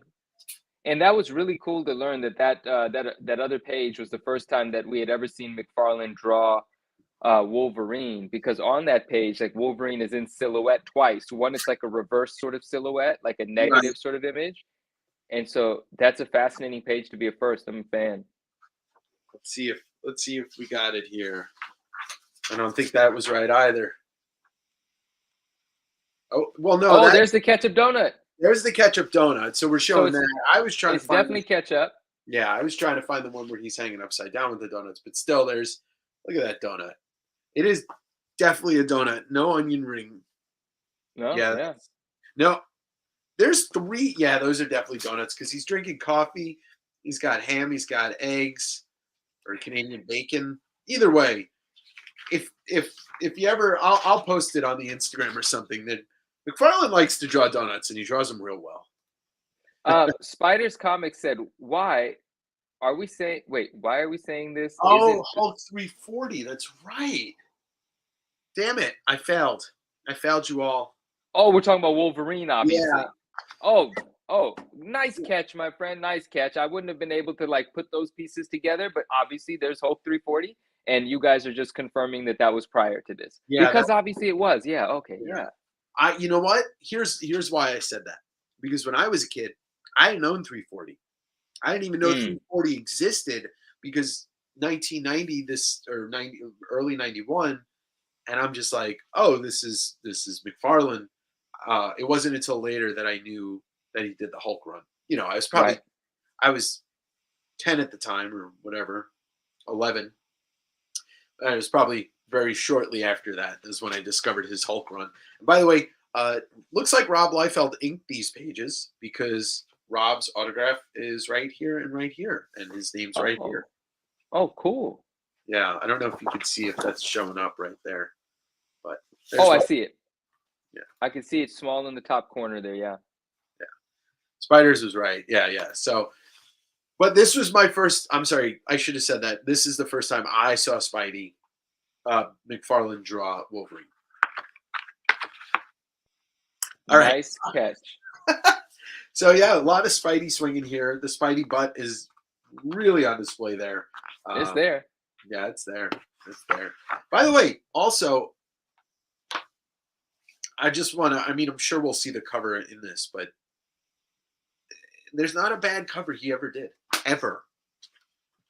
Ooh, that's a fun game to play, because I can't think of one. There isn't at all. Like, not for Marvel, at least. No, not for Marvel. Definitely not. There's ones that are, a little bit, I guess you could say, weaker. But did Todd invent twerking? It's very possible. It's very possible. He put the T in it. He definitely put the T in twerking. Look at that. Yeah. I mean, you're never going to see anybody drawing a Marvel superhero smoking a cigarette again, but it's pretty dope. Look at It's pretty dope. It's also a little bit of a play on his Wolverine gallery. God, I forgot about the Wolverine galleries. So there's 2. I don't know if you're aware of this, but I'm not. I never heard of anything called Wolverine Galleries. So the first, and I'm gonna get this wrong, but it's probably like the first 12 issues of Wolverine. Each one of the issues included an image on back of Wolverine drawn by Mm, a mhm. different artist called the Wolverine Gallery. Yeah, yeah, yeah, yeah, yeah. Todd did two of them. The famous one is the one that got remastered, where he's standing there in full costume, and I believe Yep, there's like kind of blood on his claws. Where it's a full body shot of Wolverine. yep, yep, Uh, there's another one that there's another one of just Logan's face, and it's a yep. full face shot, and there's a cigarette in his mouth, and the smoke is almost following the same pattern. It's going in a little bit more, but yeah, this mimics that. Like Yep. he didn't redraw it, but he used the same kind of he used his own template to create this page. By the way, Scott Williams inked this. So that's a long-standing thing, is that like he was on deadline crunch, and so he would give uh, friends, other inkers, and ask them to ink the page so he could get on to penciling the next one. So you kind of see, and Scott Williams, for anybody that's not doesn't know, Scott Williams is a longtime inker of Jim Lee, and he still inks Jim Lee. But you can see that Scott Williams kind of figured out what Todd looks like. You know what his inks would look like. Yeah. Uh, I was gonna ask you about Scott Williams. I wasn't familiar with that name, and so you answered that question. yeah, yeah. He's Scott Williams is his Jim Lee's partner in crime. Got it. Avery said the one that looks like where he's smoking, as well as kind of looks like McFarlane too. Yeah, yeah, Mhm. yeah. Yep. This one, this is the cover. Well, no, that's not the cover. This is the end of issue 10, and An incredible page. yeah, just unbelievable. He also he was good at drawing certain people look kind of terrifying, and Wolverine got that. The pointy teeth kind of looks like a vampire. Mhm. Phew, look at this. This is the fourth part. This is issue 11, and it looks like Todd's doing the story in pencils. He's partially inking it, and Rick Magyar is inking it. So who knows what's going on here? That's a shadow. That's a shadow, yeah. That's wild. I don't see too many shadows in Todd stuff. No, I don't know if that was on the finished page. I'd have to look at that, but I don't have that issue out. Whew. Just every page Ooh, feels iconic. You know? I've never examined that page. Look at that pose on Spidey. That's actually quite unique. Yeah. He's crouching and standing and ready to shoot his webs. He also put Spidey in positions that no human being could get into. I love that. Yeah. Yeah, absolutely. And he made magic happen with capes as well. Yeah, he did. Capes Right? and chains. Capes and chains. Capes and chains, yeah. See, look, Spider-Man doesn't have a nose, but then all of a sudden, when Wolverine's going to pop the third claw, there's your nose. Oh, that's funny. Yeah. So it's just the way that we're looking at Spider-Man in the costume. He has no nose when you look at him head on or face on. Yeah. I'm not a terribly big fan of how modern day Spidey has the ears in the Yeah. costume. You can kind of see the ears. It's like, oh, but It's kind of it's weird. a little weird. It is. It is. Oh, so now we jump from Perceptions to Sub City, which was the storyline he did with Morbius. And I mean, basically, he went from drawing Wolverine to drawing Vampire Wolverine. Yeah. You know, Oh yeah, yeah, yeah. 'Cause, yeah. like, and the only thing that's different is this, like the upturned nose. But that's Todd too, right there. With he loves those upturned noses, or he just hates noses. But also, there we go, like kind of proving my point. He draws in this book alone. He does he does Lizard, Mhm, Calypso, mhm. uh, and then he does Hobgoblin and Ghost Rider. Then he does Wolverine and Wendigo, and then he does Morbius. Like, doesn't give a shit about the Sinister Six at all. No Vulture, no Doc Ock. I love that though. I do too. I like that Todd does what he wants. Yeah, yeah. The Morbius one, I honestly don't remember too much about this, but I'm looking at the original artwork. Like, I'm so ready to dive back in and reread all of this again. Look how vicious that man looks. Yeah, if only they could have nailed that in the movie. You and I both separately, not even knowing each other at the time, have laid the claim of falling asleep while watching Morbius. Fell asleep. I did. I'm happy to know that we're in that together. That movie was terrible, Yeah, from it what I was. recall. And the shame of it is like the makeup job. Whenever Leto was in full makeup and it wasn't CGI, it looked cool. Like it looked really cool, but nothing about that movie was cool. No, as soon as I started watching it, I was like, this feels like not quality. I don't know. Yeah, I'll probably never get back to it. It's fine. I had there's it. no, It had its chance. yeah, there's no point. By the way, we also forget to touch upon the fact that he puts Spidey back in the black suit one last time. Can we actually spend a moment here? I did not know this happened. Yeah, yeah. I don't remember the gist of why he's back in the black suit because I don't think it's not the symbiote at this point. I believe it's just like an actual black suit. Oh, because at one point Mary Jane had made him a black suit. Yeah, yeah, Right. yeah. But I don't know why he's back. I'll have to, like I said, I have to reread this, but he looks great in it. It Yeah. feels like McFarlane made a little modifications to it. Let me see if I can pull up a. Oh, yeah. Let's do a little comparison. That'd be Yeah, interesting to like see. you can see here that it's not a great shot, but I feel like he extends the spider. Here we go.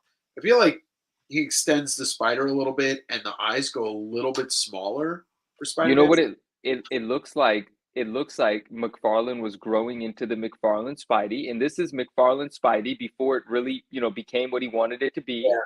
And now when he's reintroducing the black suit in the Spider-Man series on this page, we have the full Spidey sense. We have the silhouette, the sharper eyes, the cooler look, the cooler, sleeker look, less round, more edgy, and it had come completely there at this point. Yep. I couldn't have said it better than you did, so I won't. Right. I won't. Hey, I love it. Avery said, "I love that he didn't touch Sinister Stick, just so Larson could overuse them in the." Yeah, I mean, Larson did overuse them, but at the same point, we could talk about Eric Larson a little bit, but my love for him is like he was the best person to take the run from McFarlane because like what McFarlane did, Larson built upon, and I know a lot of people don't love Larson's Venom. I love Larson's Venom. I know It's you. polarizing. I Yeah, love it. It's polarizing. I love it. I completely when someone looks at it and says that's an ugly mess, I totally get that, and I love that. It's so sick. it You know, is. It it's is. meant to be exactly what you're looking at. It's not by accident. He didn't think he was making something clean and like Not at all. yeah, dude. Yeah, here we get to see more of the black suit Spidey new look, I guess you want to call it. That's awesome. Yeah. And Morbius has his like flying cape getup that's all torn up because he was living under the city in New York City. And who has clean clothes in the sewers of New York City in 1990? Nobody. It's not possible. It's No. not possible. That's why the turtles didn't wear any clothing. They just wore bandanas. That's right. That's right. Oh, this image. We know this image. This one, yeah. This one too, but this one, yeah.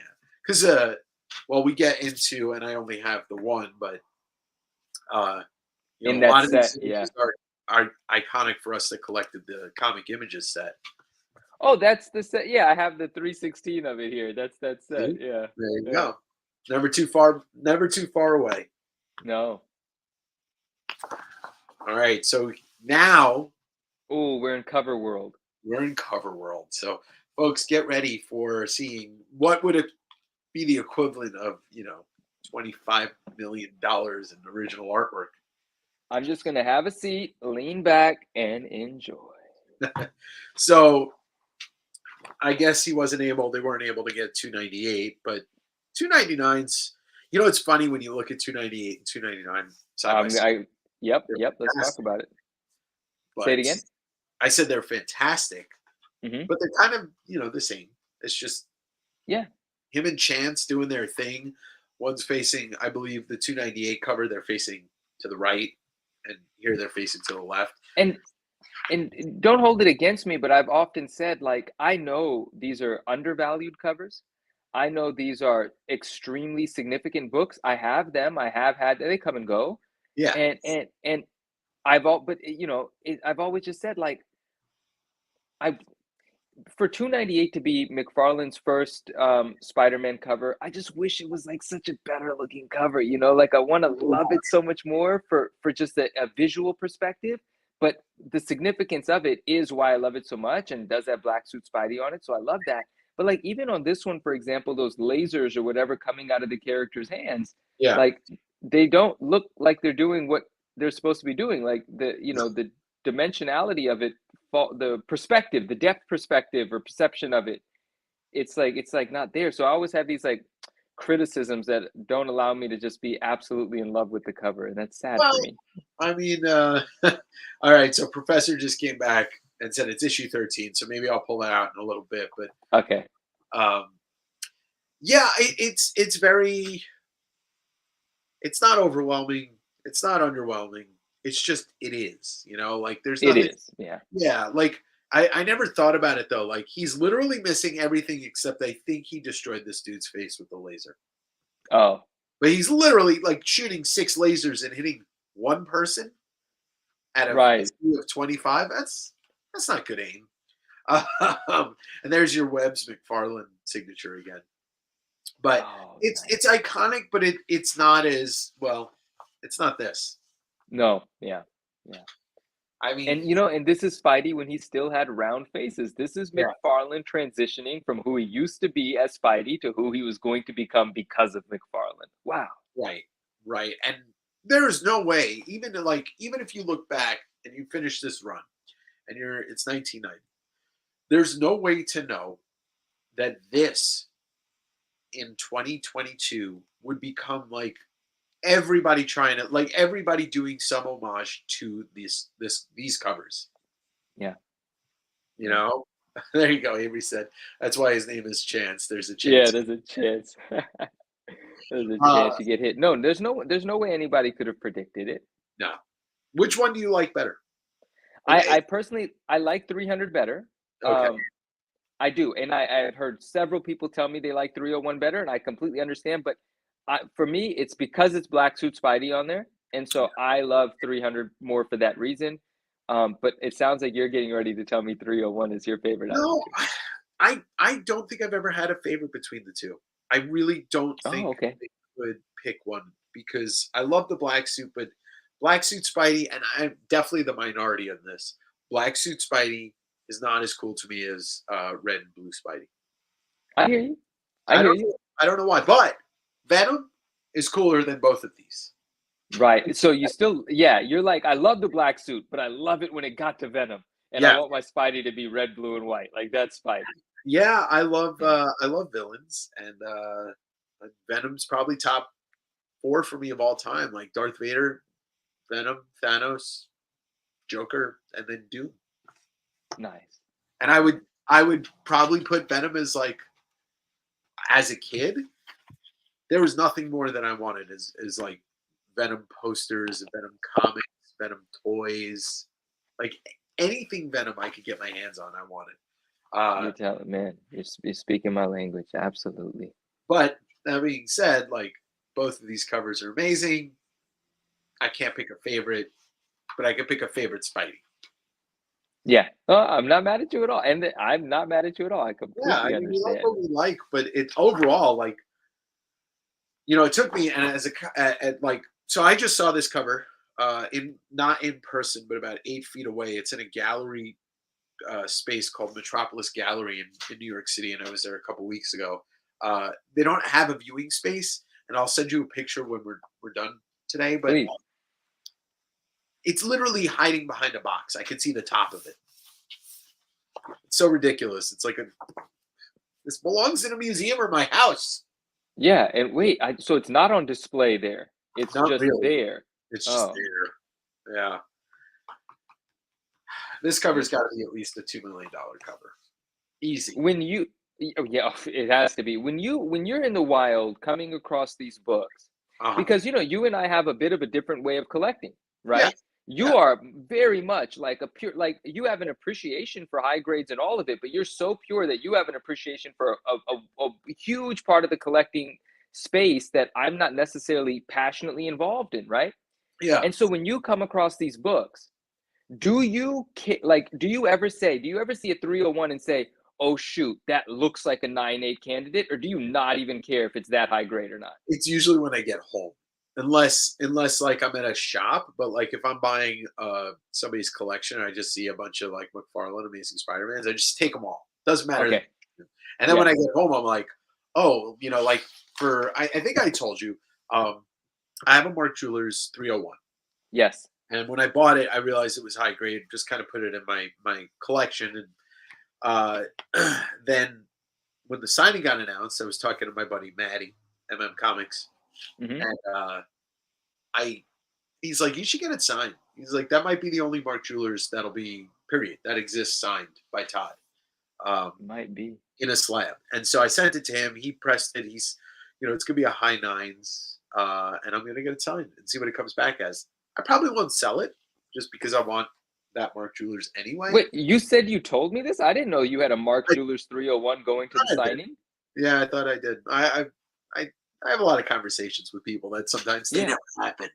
Uh, Hey, that's dope. And your presser and you have said that it's going to be in the high nines.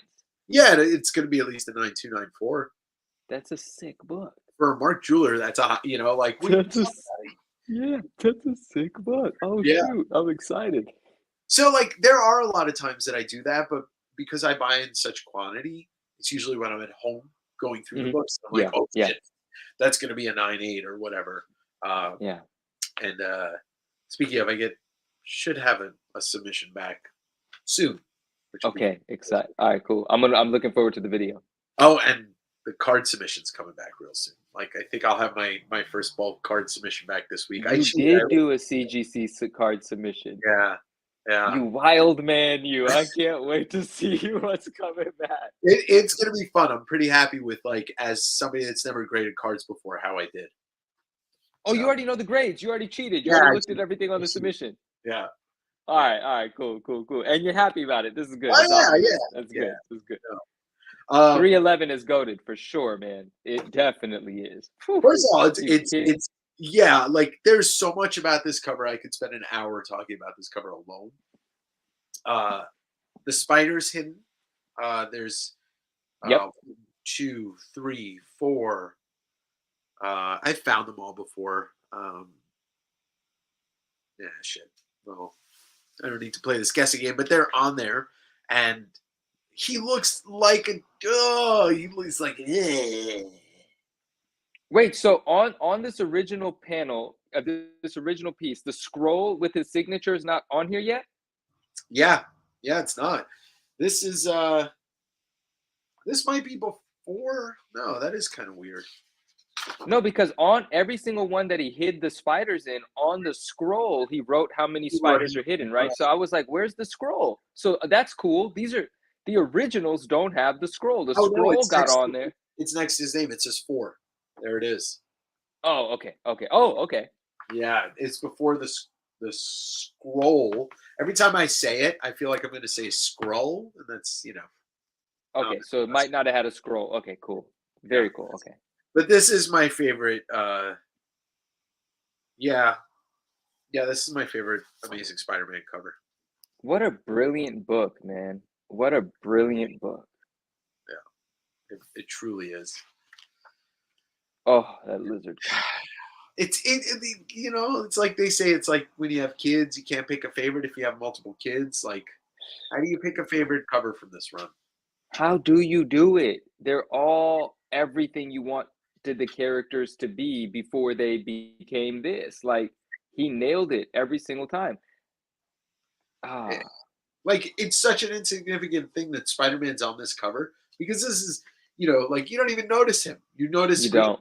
Goblin and you notice the faceless Hobgoblin in battle. You know, Bro, and that corner box, look at that art box. Like, I'm a sucker for a newsstand, but you got to have this one both ways. Look at that corner box. all McFarlane collections. If you are right, if you're into newsstands, you still have to own the directs of You every. have to. You have to. Absolutely. I totally agree with that. They should have done a coffee table book just on the corner boxes. Dude, that's brilliant. I know, it would be great. Somebody better pay you when that happens. Or like make a lapel pin set of all the corner boxes, or a trading card set. Like do a chromium trading card set of the corner boxes. You're giving out too much. You're saying too. You've said too much, man. All of that. A corner box card set. What if the next card set has an insert set in it that's just the corner art boxes? God, imagine that. It would. First off, Justin would be like, his mind would explode. Like literally, like he would just like he'd pull one out and like his brain would just pop out of his head. Yeah. Oh. But it would be great. Like I can't imagine I'm the first person to have that thought. It's been 30 years or 30. I've been having a lot of card design thoughts lately, and I was doing a lot of brainstorming because I actually have an ambition to design a card set with Spidey and with Sketch. I don't even think Sketch knows that, but like with our friend group, I want to design and somehow release a licensed card set. And I think we could make that happen over time. But I never, with all the brainstorming, I never even thought about the corner boxes. Well, I think it's a brilliant notion. I don't know that anyone has said it before, but the pins, yeah, because they've done pin stuff like that. Well, not those boxes. They've done the dollar boxes. Yeah. But I mean, let's get on the phone with Upper Deck or Tops or whoever owns Upper Deck owns everything. Upper Deck, Upper Deck. You guys design whatever you're going to design, and then when it comes over to the McFarlane part, give me the phone. Absolutely. I love it. Oh my gosh, 316 in the building. Yeah. I mean, what? No. Yeah. What can you say? Like, yeah, just the action lines, just the line work on the top here. Like, this is great. Love this cover. Love the fact that his face is muted in the water. Always love that. Oh yeah, right, yeah. The guy named Glenn owns this with a team. Good job, Glenn. Yo, that Spidey face, the Spidey face on 315, it's the best. It's actually. How about that on a pin? Yeah, that has to be on a pin. That's perfect on a pin. I mean, maybe it is. I don't know. I don't have that pin. Oh, we were talking pins the other day too. Yeah. Oh, dude, I saw a lot sell, and I just like fell asleep on the auction. Someone was selling a lot of vintage. It had the Santa pin in it that I had. You bought it? I lost it. Yeah, I put a bid in at like 41, and then I don't even know why I bid on it. I'm so stupid. You're supposed to snipe it at the end. I don't know what I was thinking. I think I knew I was going to be busy, so I just put in what I wanted, and someone must have put in like a 45 or a 50 at the end because they got it for $42. I was the 41. Yeah, I bid on it probably right before you or right after you. And it had that other McFarlane Venom in there too, the full body one with his leg out thing. I know. It had the Carnage pin in there. Oh, that would have been a 6 set to get. Dang it, we screwed up. It's okay. Someone's happy. We did. Yeah. This would be a cool pin. And now I'm seeing it. Like, you put that bug in my head, but if I didn't know that this was Hydro Man, I would think that was Eddie Brock too. Yeah, it's just like it's a big, strong guy beating up Spidey, and I'm thinking, yeah, that's Eddie Brock. But I just never looked into it any further than that. Me neither. But I mean, I did. But like, well, yeah, of course you did. Yeah. But you're right. Look, and that's the one thing that McFarlane talks about and Larson talks about is like he needed to do something to up McFarlane's game because like that tongue is kind of lame, to tell you the truth. It's normal tongue. He gave Venom a normal tongue. Yeah, but Venom's not normal. No. But this cover, Jesus, just you stay right there, my friend. I want to show you something. All right. You may have already seen this, but it just kind of fits into what we've been talking about. It's in this bag. I won't take it out, but I've shown it on Instagram, so you may have seen it. But speaking of tongues, speaking of Larson, and speaking of pins, this is the Eric Larson tongue pin. Oh shit! I have not. I got to take this out because you can't see it properly. Yeah, I got to take it out and I got to unpin it because it's too much noise on that background. Who made it? Was it like a fan made thing? No, it's well, yeah, it's an independent operation. They're called at No More Industries on Instagram, but I Okay. found them on eBay because Naj actually gifted me an ASM 300 pin by this person from eBay, and then I started exploring more of their stuff, and I was like, "Yo, I need that." That's dope. Yeah, I need to get one of those. No more. Isn't that awesome? Yeah, 12, $13, something of that sort.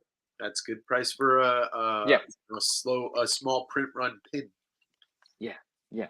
Agreed. All That's right, that was it. Just wanted to put that there. that's cool. What is it? No More Industries? No More Industries, all spelled correctly, no spaces, No More Industries, and that's plural, so it's IES at the end. Okay, I gotta just make sure, check my battery power here. Where am I? Oh, cool. I'm at 64%. That's all good. Oh, we're solid, solid. I'm using my iPhone here. Whoop, right there. And then I'm using my webcam here. So Yes, you're fancy. I'm trying. You're advanced. I'm learning. I'm learning. You and Justin know what you guys are doing, okay? I just pop onto your channel and hang out. I don't know how the technicals of it work. Well, by the way, another thing I forgot to promote. Manu is on the Tuesday evening Spidey Hits YouTube show, and Spidey Yeah. Hits. Justin's an all-around collector, very big into cards, toys, and a bit into comics. But he's got that vibe, that kind of like you're all welcome here, and I'm happy you're here vibe. And I really like that vibe. It's wholesome. Wholesome. It's wholesome is a great word, and I use it to describe Justin all the time. And I don't know if it completely maybe it's getting annoying to him sometimes because I'm always like, dude, you're so wholesome. Everyone loves you. Like everyone just you're like literally. I feel like I'm getting a hug from you when I'm on screen with you, and I love it. The positivity, the energy. It's a Yeah. safe space. It's welcome, and I think that's a beautiful thing. So thank you for definitely shouting that out because that was episode 25 on Tuesday, Yeah. so now it's going to be episode 26 coming up, and I, F-E-S. I'm just super grateful because Justin and I just got in touch one day on Instagram, and he said, "Dude, you got to come on." And I said, "I don't do live nothing. I've never nothing." And he said, "Just pop on and see how you like it." And I never left. I Well, pop up there every single week now. and now you're the guest on my show, and that's exactly how we started talking. Was like, hey, let's talk about McFarlane and this, and then come on my first episode of my new show. I'm so honored, bro. Yeah. Thank you so much. That's so, oh man, what a great community we have of it's the things that we love that put us into conversations with certain people. But then, you could talk to 100 people, but you might connect with 5 or 10 of them on that other level, right? And then it's just beautiful because you're building on top of, well, we love Spidey, we love McFarlane, we love Marvel, whatever it might be. And then, and like you said the other day, you were like, there's a group of people you've not introduced yourself to, but have come into your space, and they feel like your people. You've put your thing into the world, your messaging, your ideologies, and your people find you. Yeah, and it's at the end of the day, if people drop off, and then we're still left with this community of cult comic book followers and comic book art lovers, and at the end of the day, that's what I care about. We know that the mainstream's going to drop off eventually. It does with everything at every at every point in history. But I want to still have these community of people to talk about and talk to and talk about this stuff and nerd out about this stuff. Yeah. And this is aside from me being a seller, I've always been a comic book fan. I've always been a collector. Oh, it shows. Oh, it's so evident. Well, I appreciate that. And yeah, absolutely. Funny, I'm going to be completely upfront with you. You were doing a Friday night Instagram live with a bunch of people, and you were talking about Venom. Venom. You were talking about Wizard, and I chimed in with a comment about Wizard, because I know you're a big fan, and so am I. But how they were also very responsible for the implosion of the comic book industry. Oh, that was okay, let's carry on from that. Yeah, let's go. Yeah, I remember that. That's the only time I was on that live. Rage is live with Godly Comics and the Nerd King, or One True Nerd King. Yeah. And I just chimed in with that because it is very true, even though they are responsible for getting us into a lot of comics. But Yeah. it was like insider trading. They were getting paid by the comic, by Valiant and by Malibu, to post these ads and then put the prices in the price guide. And they were telling us kids that this stuff was going to be worth stuff, but they knew it wasn't because it was overproduced. I say we save that for another episode where we go into, Okay. Yeah. you Yeah. know, But uh, before we put that to bed, it's yeah. just what a fascinating time, the 90s, Oh my, right? oh We're my, collecting and corporations and and we're seeing a lot of that right now. And it's like if you don't read the tea leaves here, that's very true.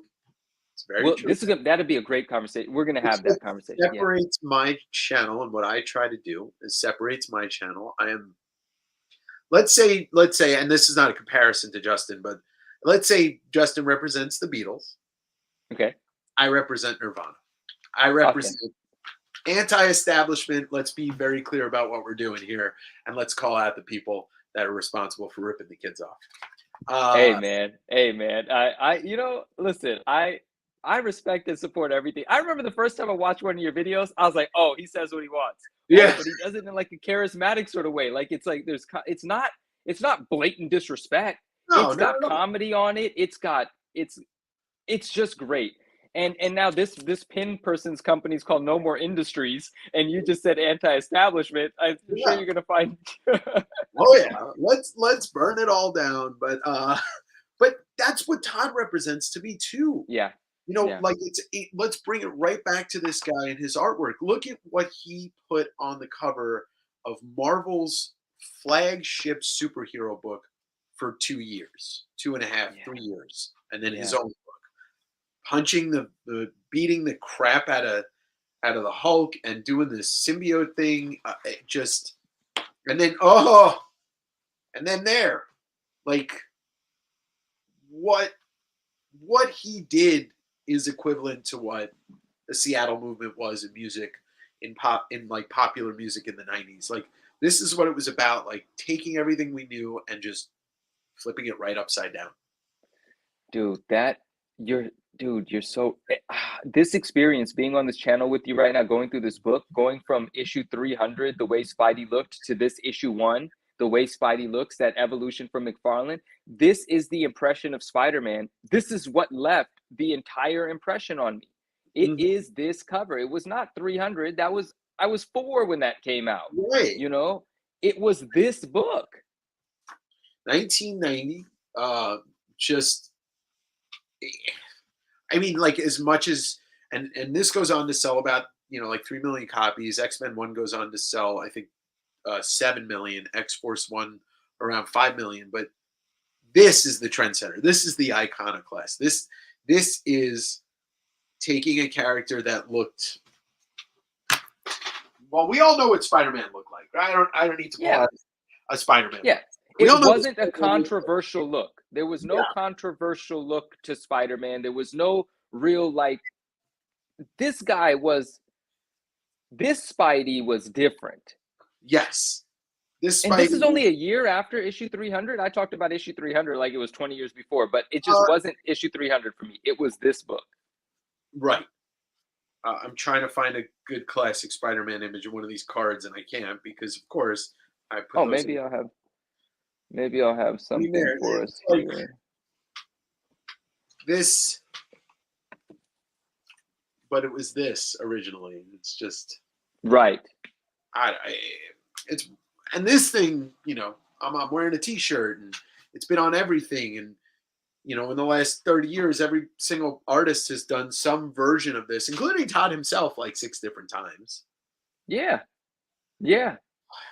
Oh, I just bought an homage that some other Venom artist did.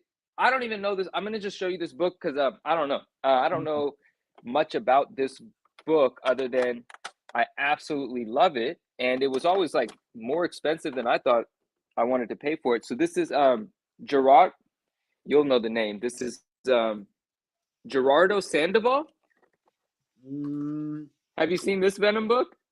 no, I haven't.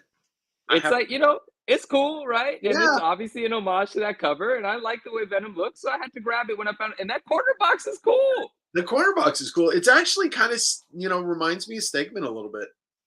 You Yeah, know, it but has that. It has that going on. Yeah.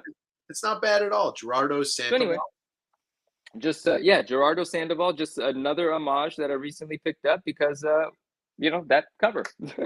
Because when you see Todd Homage, you buy Todd Homage. That's right. Todd homage. That should be a word. Todd homage. Todd Homage. So I love how he put a question mark in the scroll. There's Oh, there's that's so many funny. spiders, you can't count them. But I Okay, remember so this is cool. what? Oh, Sorry. that other cover was just pre-scroll. It wasn't that the scrolls didn't make it Right. onto the original covers. It was just pre-scroll. Cool Yeah, to I know. don't think Yeah, he. you were saying you remember? Oh, I remember when this came out. Like, I remember I was, I remember getting that book, not getting all the covers because they were, sold out. You had to reserve, but I got the, regular cover and I got the silver cover, but the gold one, I remember I wasn't able to get till later on because it was, I guess that was the second print or whatever it is. But I remember there being lines out the Mm. comic book store for this book. Wow. Wow. My introduction to it was after the release of it, and I remember how popular it was, and the silver cover, which I used to call the black cover because silver refers to the color of the web. It's not like, so the Why? silver cover, um, the one that was poly bagged with that big red thing on it that said like, Bucks, collector's issues. Yeah, yeah. That one. That was a wall book at comic book stores. And right? my mother bought me one for $20, Oh, and that's like all the money in the world back then, and it's like, oh gosh, it was the most expensive thing I had. But that sums up the 90s for you. There's millions of those. They were wall books at the time. You could buy them for less than $20 today. I- it is, and that's what they did to us. The industry. It wasn't even just the Yeah, stores because the stores adhered to the price structuring done yeah. by none other than Wizard. Hey. Hey, I- Oh, there's oh, this thing. Show me. No, I'm not done. I'm done. I'm done with the show and tell. We got another no, episode. We're no, gonna we go like over price guide. stuff. I like seeing stuff. I wanna know if like there's this price guide. I'm sure I think this is Wizards. I think this is Wizards competitor at the time. I'm not sure, but look at this Oh, McFarlane that's thing. right. Comics Buyer's Guide. Yeah, that's right. Isn't that a dope cover? We got 340 on there. We got Spawn one. There's Spider-Man one, of course, the Yeah, polybag version. And look at young Todd. wearing that Canadian tuxedo. Yeah, right. Speaking of, I will. As long as people stick around to the end, I'm going to be giving this away to. Oh, Dad, you're giving that away? Yeah, Bro, that's comics. the sickest thing. Yeah, comic scene spectacular. All right, I love it. Yeah, I have a couple Sick. copies of it, so I'll give that away at the end. But Cool. I did want to say shout out to all the moms and dads that spent their money to buy us comics. Yes, what a beautiful shout out. Yeah. Oh, there it is. Yeah. There it is. Ass is out. Why does it look a little covered up on the original? What's up? Are those plants really on there on the original? I mean, on the. I think they are. They're just green, but Okay. there's more shine to his ass. But like, Yeah. that's.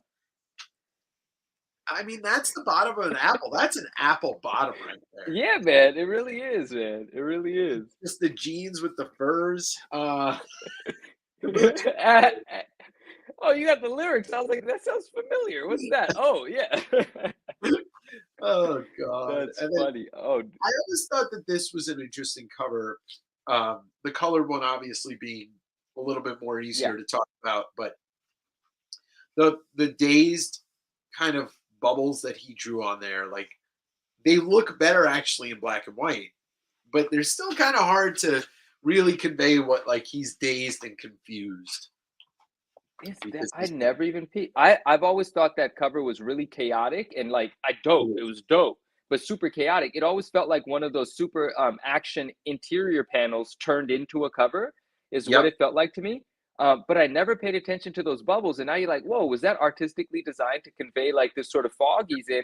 I'm going to pay attention to the book more. I mean, next time I have it, but next time one comes across my desk, I'm going to be like, oh, the bubbles. Right.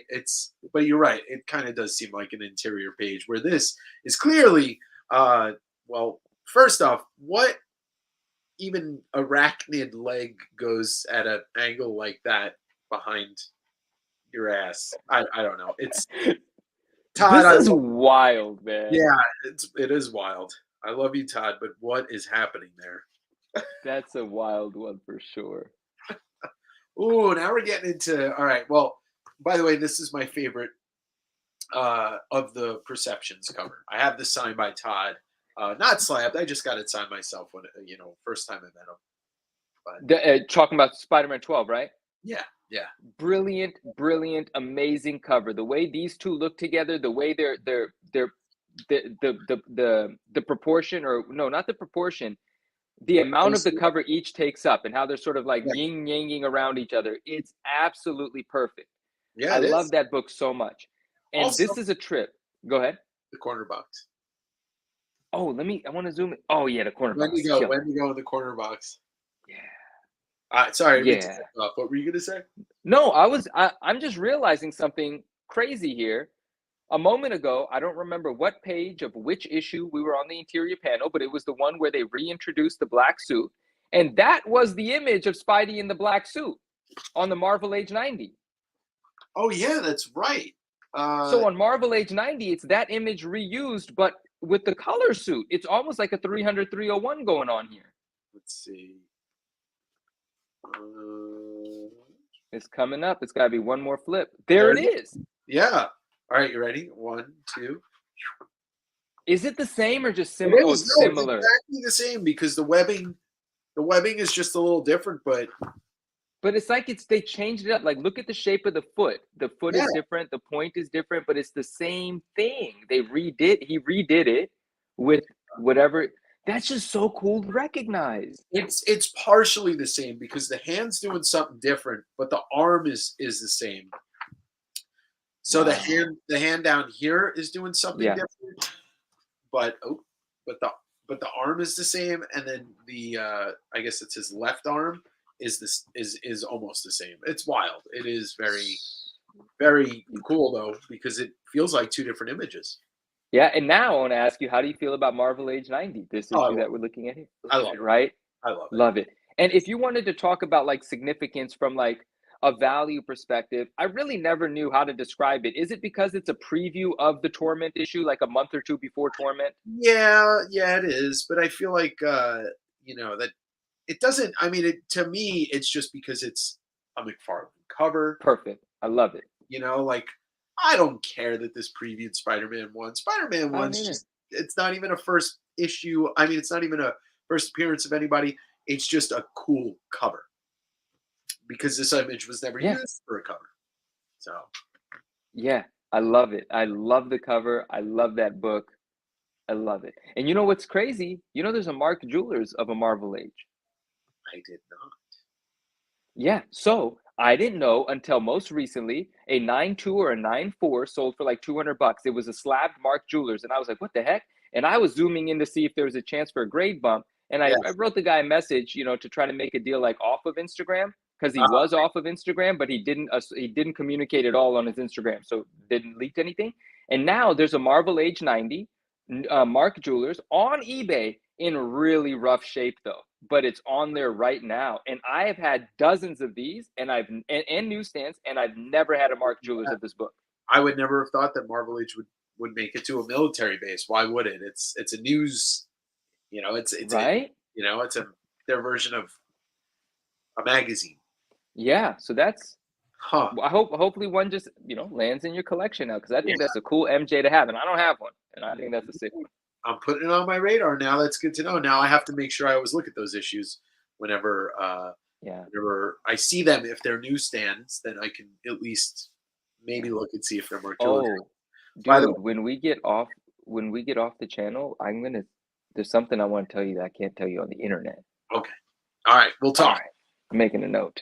By the way, thank you to everybody who's still sticking around. We are approaching hour 2. I figure, well, we're almost done with the book, so I figure we'll be on for like another 10 minutes or so.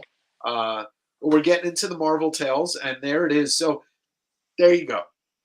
The only full Yeah. cover he ever does with Doc Ock. I don't consider this because it's just the arms, and then the corner box of Doc Ock is great. Oh yeah. Yeah. But what happened with Marvel Tales was that they wanted to repurpose reprints. Marvel Tales is reprinting all the basic Spider-Man stuff, and it was literally like in the dumps sales wise. So they had Todd do covers because he was the hot artist. So these are from '86, around the time he starts Amazing Spider-Man anyway. But just this cover's whatever. This cover's cool. This the only time he ever draws Doc Ock, and it's fantastic. That's from '86? No. December 4th, 1986. It says it right there. Oh, it's '89. Sorry. That's Okay. weird. I was like, wait a second. Now I'm learning all kinds of craziness. Yeah, Okay. it says '86 here. Maybe he did the covers in '86, but they weren't released till '89. This is fascinating stuff. Yeah. But the best ones are yet to come, though. He does some, Angel and Iceman team ups. Yeah. Really tough book to find. Yeah. I have pretty high grades in these, but they are tough books to find in high grade because they were treated like shit because they were reprints. Yeah, and now when you look at them, they're gems, dude. They're so cool. The Oh, yeah. colors, the art, everything about them is so cool. And anytime anyone sees it, it's the first time they're seeing it. They're like, "What?" Yeah, it's funny when the comic boom happened during COVID, I started realizing I wanted to get, replace all the books that I had because most of my Marvel tales were kind of, old copies that I had since I was a kid. Stores started charging a lot for these. They used to be dollar books. They were dollar books up until 2019. Sure. Now it's- 2019 changed a lot of things. It did, but these A covers lot are of things. iconic, and we're getting there. Here we go. Yeah, man. I mean, this one is okay. It's That cool. one's all right. Yeah. It's shrouded in mystery, but the classic X-Men one, and then he does the other team coming up soon. Huh. Cyclops. Yeah. You know what I like to say about Cyclops on this channel? Hmm. He's a dick. What do you do? What do you do? He's a dick. Who likes Cyclops? Find me a person that says they're a Cyclops fan, and I'll ask them why. I guess I've never said that, so I guess you're right. I've always been like Cyclops is cool, but I've never been like I'm a Cyclops fan. Yeah, he's kind But of. he's cool though, you know. Yeah, he's cool, but he's kind of a dick. By the way, you know, Todd using old DC boards to do these covers. It says DC Comics Inc. on it. I love that. no way. He was doing double duty. He was doing Infinity Inc. for DC when he moved on to Marvel. And then he was still doing a little bit of DC work. He was doing Invasion. And that's, I think, when he got the job doing Hulk. And so he was just like, all right, I can really only handle doing this now. And Dude, how cool is it that the boards say DC on it? I know. It's such a little gem. But then it says Marvel Tales. It's the biggest conflict of interest right there. I love that. That makes it so special to me. I love that so much. All right. I'm assuming what we're about to see next is the icons. Huh. Well, I didn't see this coming, but Jesus. Man. Yeah. Oh, that's that Juggernaut cover on the other side. Yeah, that thing's super tough to find high grade too. It's like this is so cool, but compared to this, no, exactly. So we get to finally the most iconic. I don't know. This is it. Like this to me, Spider-Man 1 in this. Spider-Man 1 in this. Like I've heard that said. It might have been from you that I've heard that said actually that this is, Spider-Man 1 in this, yeah. Because like Spider-Man is iconic for Spider-Man's sake. This is just first off, it's an amazing cover. Look at the space that's there and look at what's here. But nobody had done this with Wolverine. Mm-hmm.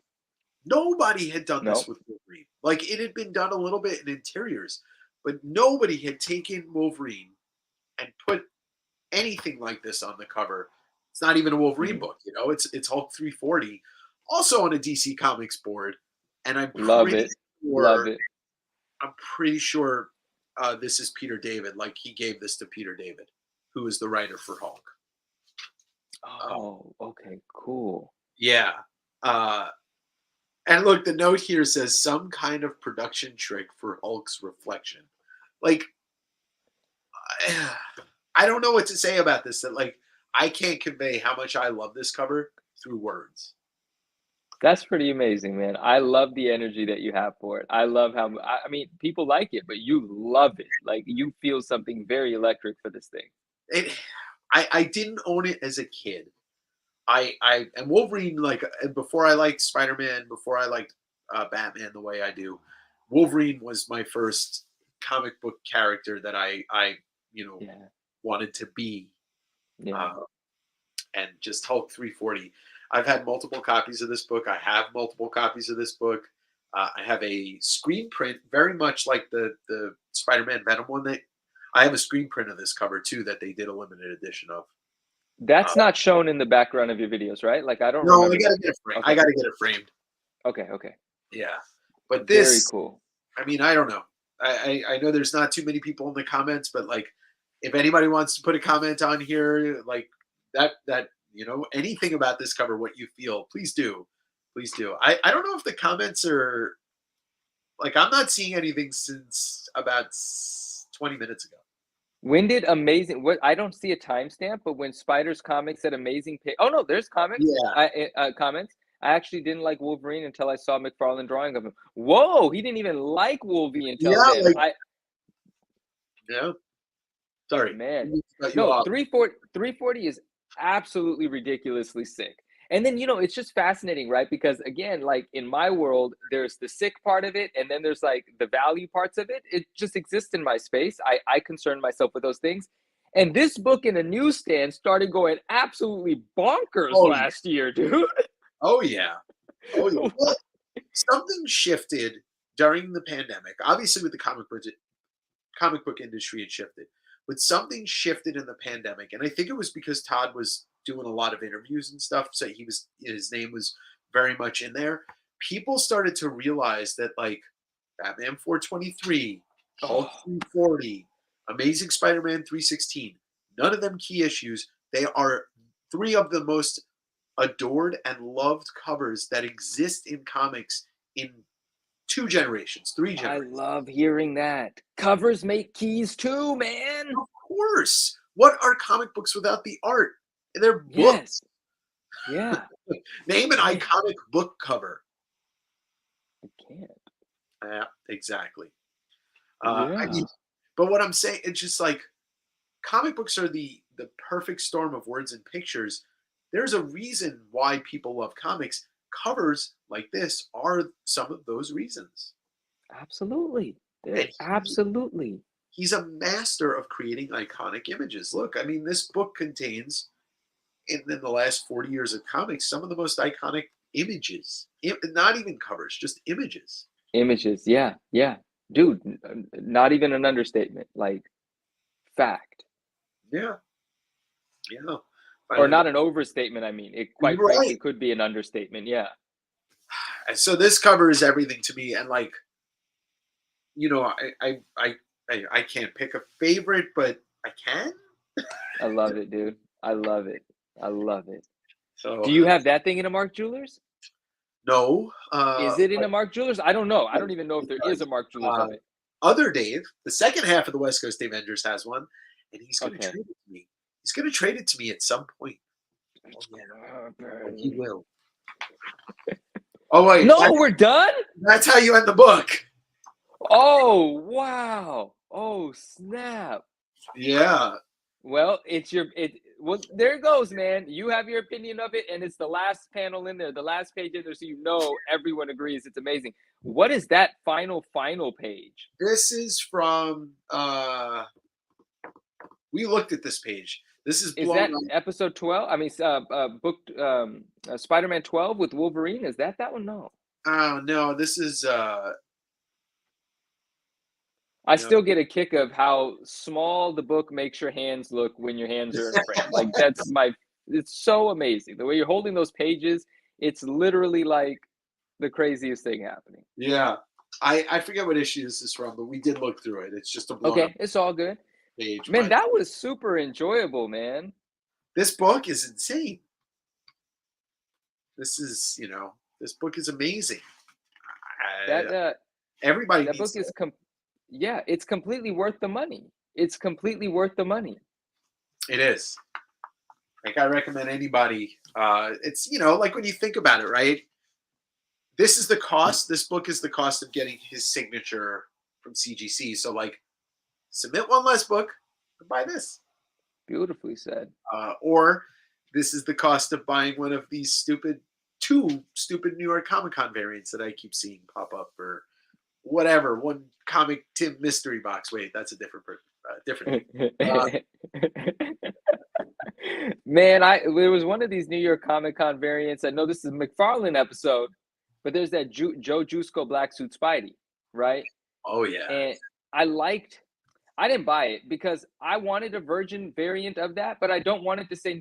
I love New York Comic Con. I did not want my virgin variant of that cover to have the New York Comic Con logo on it. So for me, I passed on it because I Right. didn't want the logo. I wanted the artwork. So I passed on it. Well, you know how I mean, I know. I don't make my feelings super known to everybody, but most of that stuff doesn't appeal to me. I know. It's just a cash grab. We got a claim on the book, Bryce. It's not for sale. And so I wanted to show one thing that most people on the channel have seen, but some of you might not have. There's one original piece of McFarlane artwork that's not in this book, and it's because it's in my collection. And it is a sketch that Todd did for me. It was about 2012, 2013 that I went to a very low attended signing, and he doesn't do sketches, but there was nobody really there, and I asked him, and he did this for me. Clearly a Venom sketch. I know this is like my second time seeing this, but I'm actually in shock, my friend. Like, Yeah, this is I know I got to get it framed, so don't yell at me. I just, like I said, I told you personally, I've told a couple of friends also, like, I'm afraid to give this to anybody to do anything. and that's what that I think we had this guy. Listen, the fact that you have it is the objective, and you have it. Yeah. It don't matter what like it is there, it is safe, right? And you get to look at it whenever you want. But like I said last time, man, don't give it to nobody. Just go to Michael's, buy the frame it yourself. Yeah, I know, but I want to do it in like, museum glass type, I like, got you. I got you. Yeah. but Yeah. it was, and it's funny because the first time I met him, I got one of those backer boards signed like you did, where, he drew like a little spider. Oh yeah. Yeah. And I think I told him that when I got this, and then he was like, well, I got you. And then, he did this, and I'm really fortunate to have this. It's funny. I have one other professional sketch in here. I actually used to have my friends drunkenly do sketches in here before I got the Todd thing done, which is funny because, now there's a Todd in here. But I got Eric Powell. Do you know The Goon? Have you ever heard of the comic book The Goon? No. Eric Powell created this character called the Goon, and actually, Awesome. it's going to be it was David Fincher was supposed to produce an animated movie of it, but it never got made. But that's just also in here. I thought that was cool. But, Awesome. yeah. Awesome. Oh no, yes. can we see the sketch again one more time, please, before we put it away? Let me just get it out. There it is. I feel bad that we're handling it so much right now. Oh gosh. My hands are oil free. I don't know. There you go. Look at this thing, dude. No, I don't think I mean, listen, I don't want to say anything crazy, and I'm not trying to, blow it out of proportion, but I've never seen anything like this. So that's what I'm saying. Like, I don't know too many people that have ever gotten sketches from him. And what's cool about it is this is like a little more advanced kind of McFarlane. Yeah. Like, and it's got a mix of the Larson-ish in it. Bro, and look how big it is. Like, look how big that is. It's yeah. Okay, man. I'm so happy that's with you. That is so special.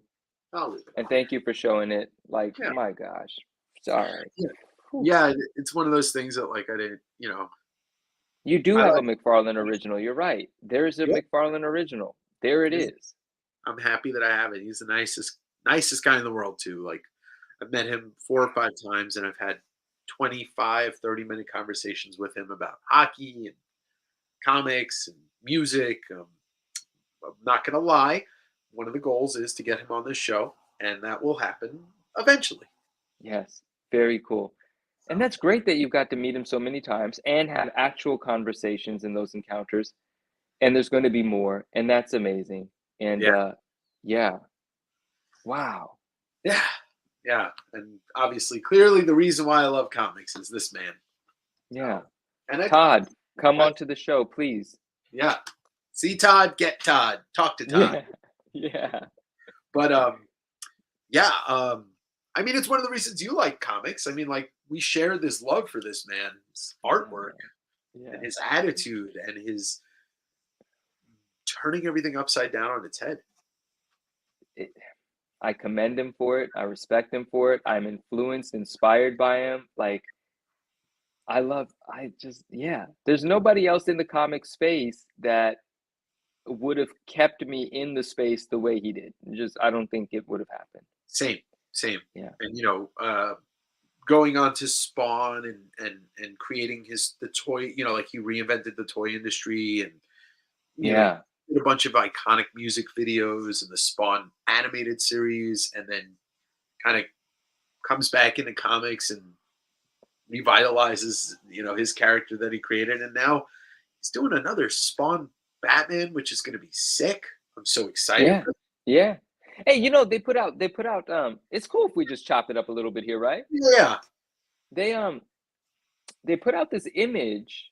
There were a couple of images. I haven't been following too closely, but one of them was Batman on top of Spawn, right? And it looked yeah, like a 316, but from a different perspective. yeah, yeah, yeah. And then in the comment section, people were like, "You got to homage 316." And in my head, I was thinking, they just homaged 316. They just shifted the perspective. Yeah, it is very much. Yeah, I saw that and I didn't even think of it right away, but it's the same pose, just like you said, from a different angle. Yeah, so I'm excited about that too. And now, I mean, I really want to see a Spawn movie come. I know eventually it's going to. I don't know when, but it has to. The IP itself, the popularity of the character, how cool it would inevitably be. How can you not? Yeah, it's too big, and he's right. Like the way that he was trying to sell it, which landed him the Joker writer, is Joker made $1 billion. Spawn may not gross that, but it's damn worth trying to get a $500 million out of that character. Dude, there's no way it's not a hit. There's no way it's not super appreciated, and I just can't wait until it's actually executed because, phew, that's going to be something. Oh God, it is. It is, and Yeah, if he has at least enough creative control, it'll be interesting. I mean, the animated series is my favorite thing in the world yeah. that involves that character, even more than the comics. And I just rewatched it probably about a year and a half ago, and I was going to ask you when's the last time you watched an yeah, episode of it. Okay, it was about a year ago. Nice. it just hit even better as an adult watching that. Like the intros are goofy and fun, where he's like brooding in the basement of some like museum in New York City, and but the animation and Keith David doing the voice of Spawn was, you know, it was a chef's kiss. Where do you watch it? Where do you get the It's on chance to HBO. rewatch it? It's still on HBO, I believe. It's an HBO show, so it should be on HBO Max or M- whatever. Me not having any paid subscriptions except for Netflix really keeps me out of the loop, man. Like, because that Disney Plus, I could be watching every animated series episode of Spider-Man and X-Men on there, Yeah, and I totally would. And the barrier of entry is a subscription, and I haven't gotten it yet. So I will, though. I have to. My God. yeah. I think Jamie Foxx would be great in the Spawn film. Hopefully, he stays attached to the project. Yeah, I mean, hopefully he does. I said this last week, and I was just like, it don't matter to me if it's Jamie Foxx or not. Like anyone that does a good job on the project is going to make me happy. But if it is Jamie Foxx, I think that's going to be very cool too. I love Jamie Foxx. I've Yeah, been watching his career since I was a kid, from Living Color to now, and I would yeah, totally be down with that. I mean, I think, dude, we literally saw his whole career. Jamie yeah, Foxx grew up with us. His whole yeah, career grew up with us. Yeah, and then like one of my favorite movies of all time is a Jamie Foxx movie, Collateral, the one with him and Tom Cruise, and Tom Cruise plays the assassin, and it's my favorite Los Angeles movie. Like, there's no movie that makes Los Angeles feel the way that that movie makes it feel. I may not have seen that movie. Well, you should. Collateral. Yeah, Interesting. yeah. But yeah, I actually have dinner plans in a little bit. Yes, enjoy. This was really fun. Thank you for having me, man. I really Yeah, appreciate it. let's go over a couple of shout outs. 9.9 Newsstand, which is Manu's Instagram account, is linked down below. Thank you. If you know you're on Instagram. You follow me if you're on Instagram, so that's not a big deal. Every Tuesday night, right? There you go. Oh Jim. yeah, the Marvel show every Tuesday night on Spidey Hits channel, and that's Spidey SPIDEYHITS. Spidey Hits. Yeah, thank you. And I watch every Tuesday night, even when I'm flying. Sometimes when I'm in the car. Oh gosh, yeah, but I really appreciate you hanging out with us, man. Like Yeah, that's pretty awesome. Yeah. it's a lot of fun. And then tomorrow night I'm going to be on Whatnot doing a Star Wars comic show. So if anybody wants to do that, come join me. But otherwise, I'll see you Wednesday for West Coast Wednesday. That is the comic book claim sale. I have no clue what this show is going to look like going down the line, but this was just the first episode. I'm totally open for ideas, so you can always shoot me a message and be like, Dave, maybe we could take a look at this. I would like to do some interviews in the future, and I'd like to have you back on. I enjoy talking with you, so it's just like kind of like a little cheat for me where it's like, oh, I just invite him on the show and we can talk about whatever it is that we're going to talk about anyway. If you don't mind that I am better at having a conversation with you than I am at knowing everything in the book, then I am happy to be here. You know what? I'll be frank and honest with everybody in here, including yourself. It's the Sunday show that I drop is great. I like doing it, but it's all here, and I have like no way of getting anything out that isn't coming out. Whereas, like, if I'm talking to somebody, it's a conversation. Yeah, I love the conversations. That my favorite part of any of the things that we do and any of the places where I've been with somebody is the conversations, because the collecting and the loving and the passion, I do that by myself. That's what Right. fuels me. It's a personal thing. The Yeah. conversations are different. And before you go, I know you have dinner plans. Hey, thank you so much, Jim. I really appreciate that. Thank you so much. And before you go, I just want to say, not to put the pressure on you or nothing, but you said you were going to give that thing away. Are you going to give that thing away another time? Yeah, let's do it. All right. Okay. It's loaded up and ready to go. All you got to do, and thank you to Spidey Hits for teaching me this one. Hashtag free Todd will get you entered in to give away. I'm going to give away this comic scene. Thank you for reminding me. Comic Oh, for scene sure. spectacular with this. There's a story about Todd in here, but the cover is the big thing. Spider-Man and Batman right on the cover. I believe that this image was never used in anything. I could be wrong. Professor Comics, hashtag free Todd. Free. FREE Todd. Okay, all right, it's just hashtag Todd now. All right, Professor Comics, you made it hashtag Todd. You said free right, Todd, right? Change it. Hold on. I got to go change it. All right, we're keeping it with just Todd. Okay. Oh my gosh, now we got both kinds coming in. Oh, geez. All right, hashtag Todd. Hashtag Todd. Sorry, guys. Hashtag Todd. We're I'll changing throw it it in there. All right. So just hashtag Todd. I'm going to give this away. The only thing is, if you win this, and we don't normally talk, or you've never bought anything from me, just email me, westcoastdaveenters@gmail. That's me. So hashtag Todd. Everybody's welcome to win except myself, because I can't win my. I'm just in there for fun. I am not welcome to win. I just wanted to throw the tag in there. But if I win, someone else can draw. I feel so terrible if I won. Oh my gosh, I want to give it to someone too then. I just wanted to be a part of it. We've got 7 entries. There's 12 people in here. Let's get to 10 entries. I'll give it away. We'll call it a night. Or nice way to close it out. If we don't get any more entries, I'll just give it away in like 10 seconds. But hashtag Todd to win this comic scene spectacular from July 1990 and a cover of Batman and Spider-Man. Spider-Man. Yeah, he could be just like Superman. He could be Jewish. Superman, Spider-Man, Batman. Oh, I see. Yeah, I like it. Yeah. Could be one of my people. All All right, we're just gonna give it away. Let me share the screen real quick because if I don't Onomatopoeia. onomatopoeia, uh, present slide, share screen, Chrome tab, StreamYard giveaway tool. All right, here we go. We are going to give this away in 5. Hashtag Todd 4, hashtag Todd 3, hashtag Todd 2, hashtag Todd, see Todd, get Todd, draw. All right, who's going to take it home? Who's going to take it home? And it's going to be me. Hey! Mike, no, dang it, what the heck? Run it again. All right, run it again. Here we go. Oh, I love Run it. Though. again. That's awesome. Right? Like it's a 1 in 7 chance, which isn't a huge gamble. Rigged. But of course it's going to be rigged. All right, Grace Northwest Comics. Nice. Congratulations. I believe I will be seeing this person very soon too. Awesome. But Great Northwest Comics, I know who you are. And that's yours. That's yours. All right, let's unshare this. All right. Well, this has been a pleasure, my friend. Man, so dope. Thank you. And thank you to everybody as well for coming by. Yeah. We've said the spiel.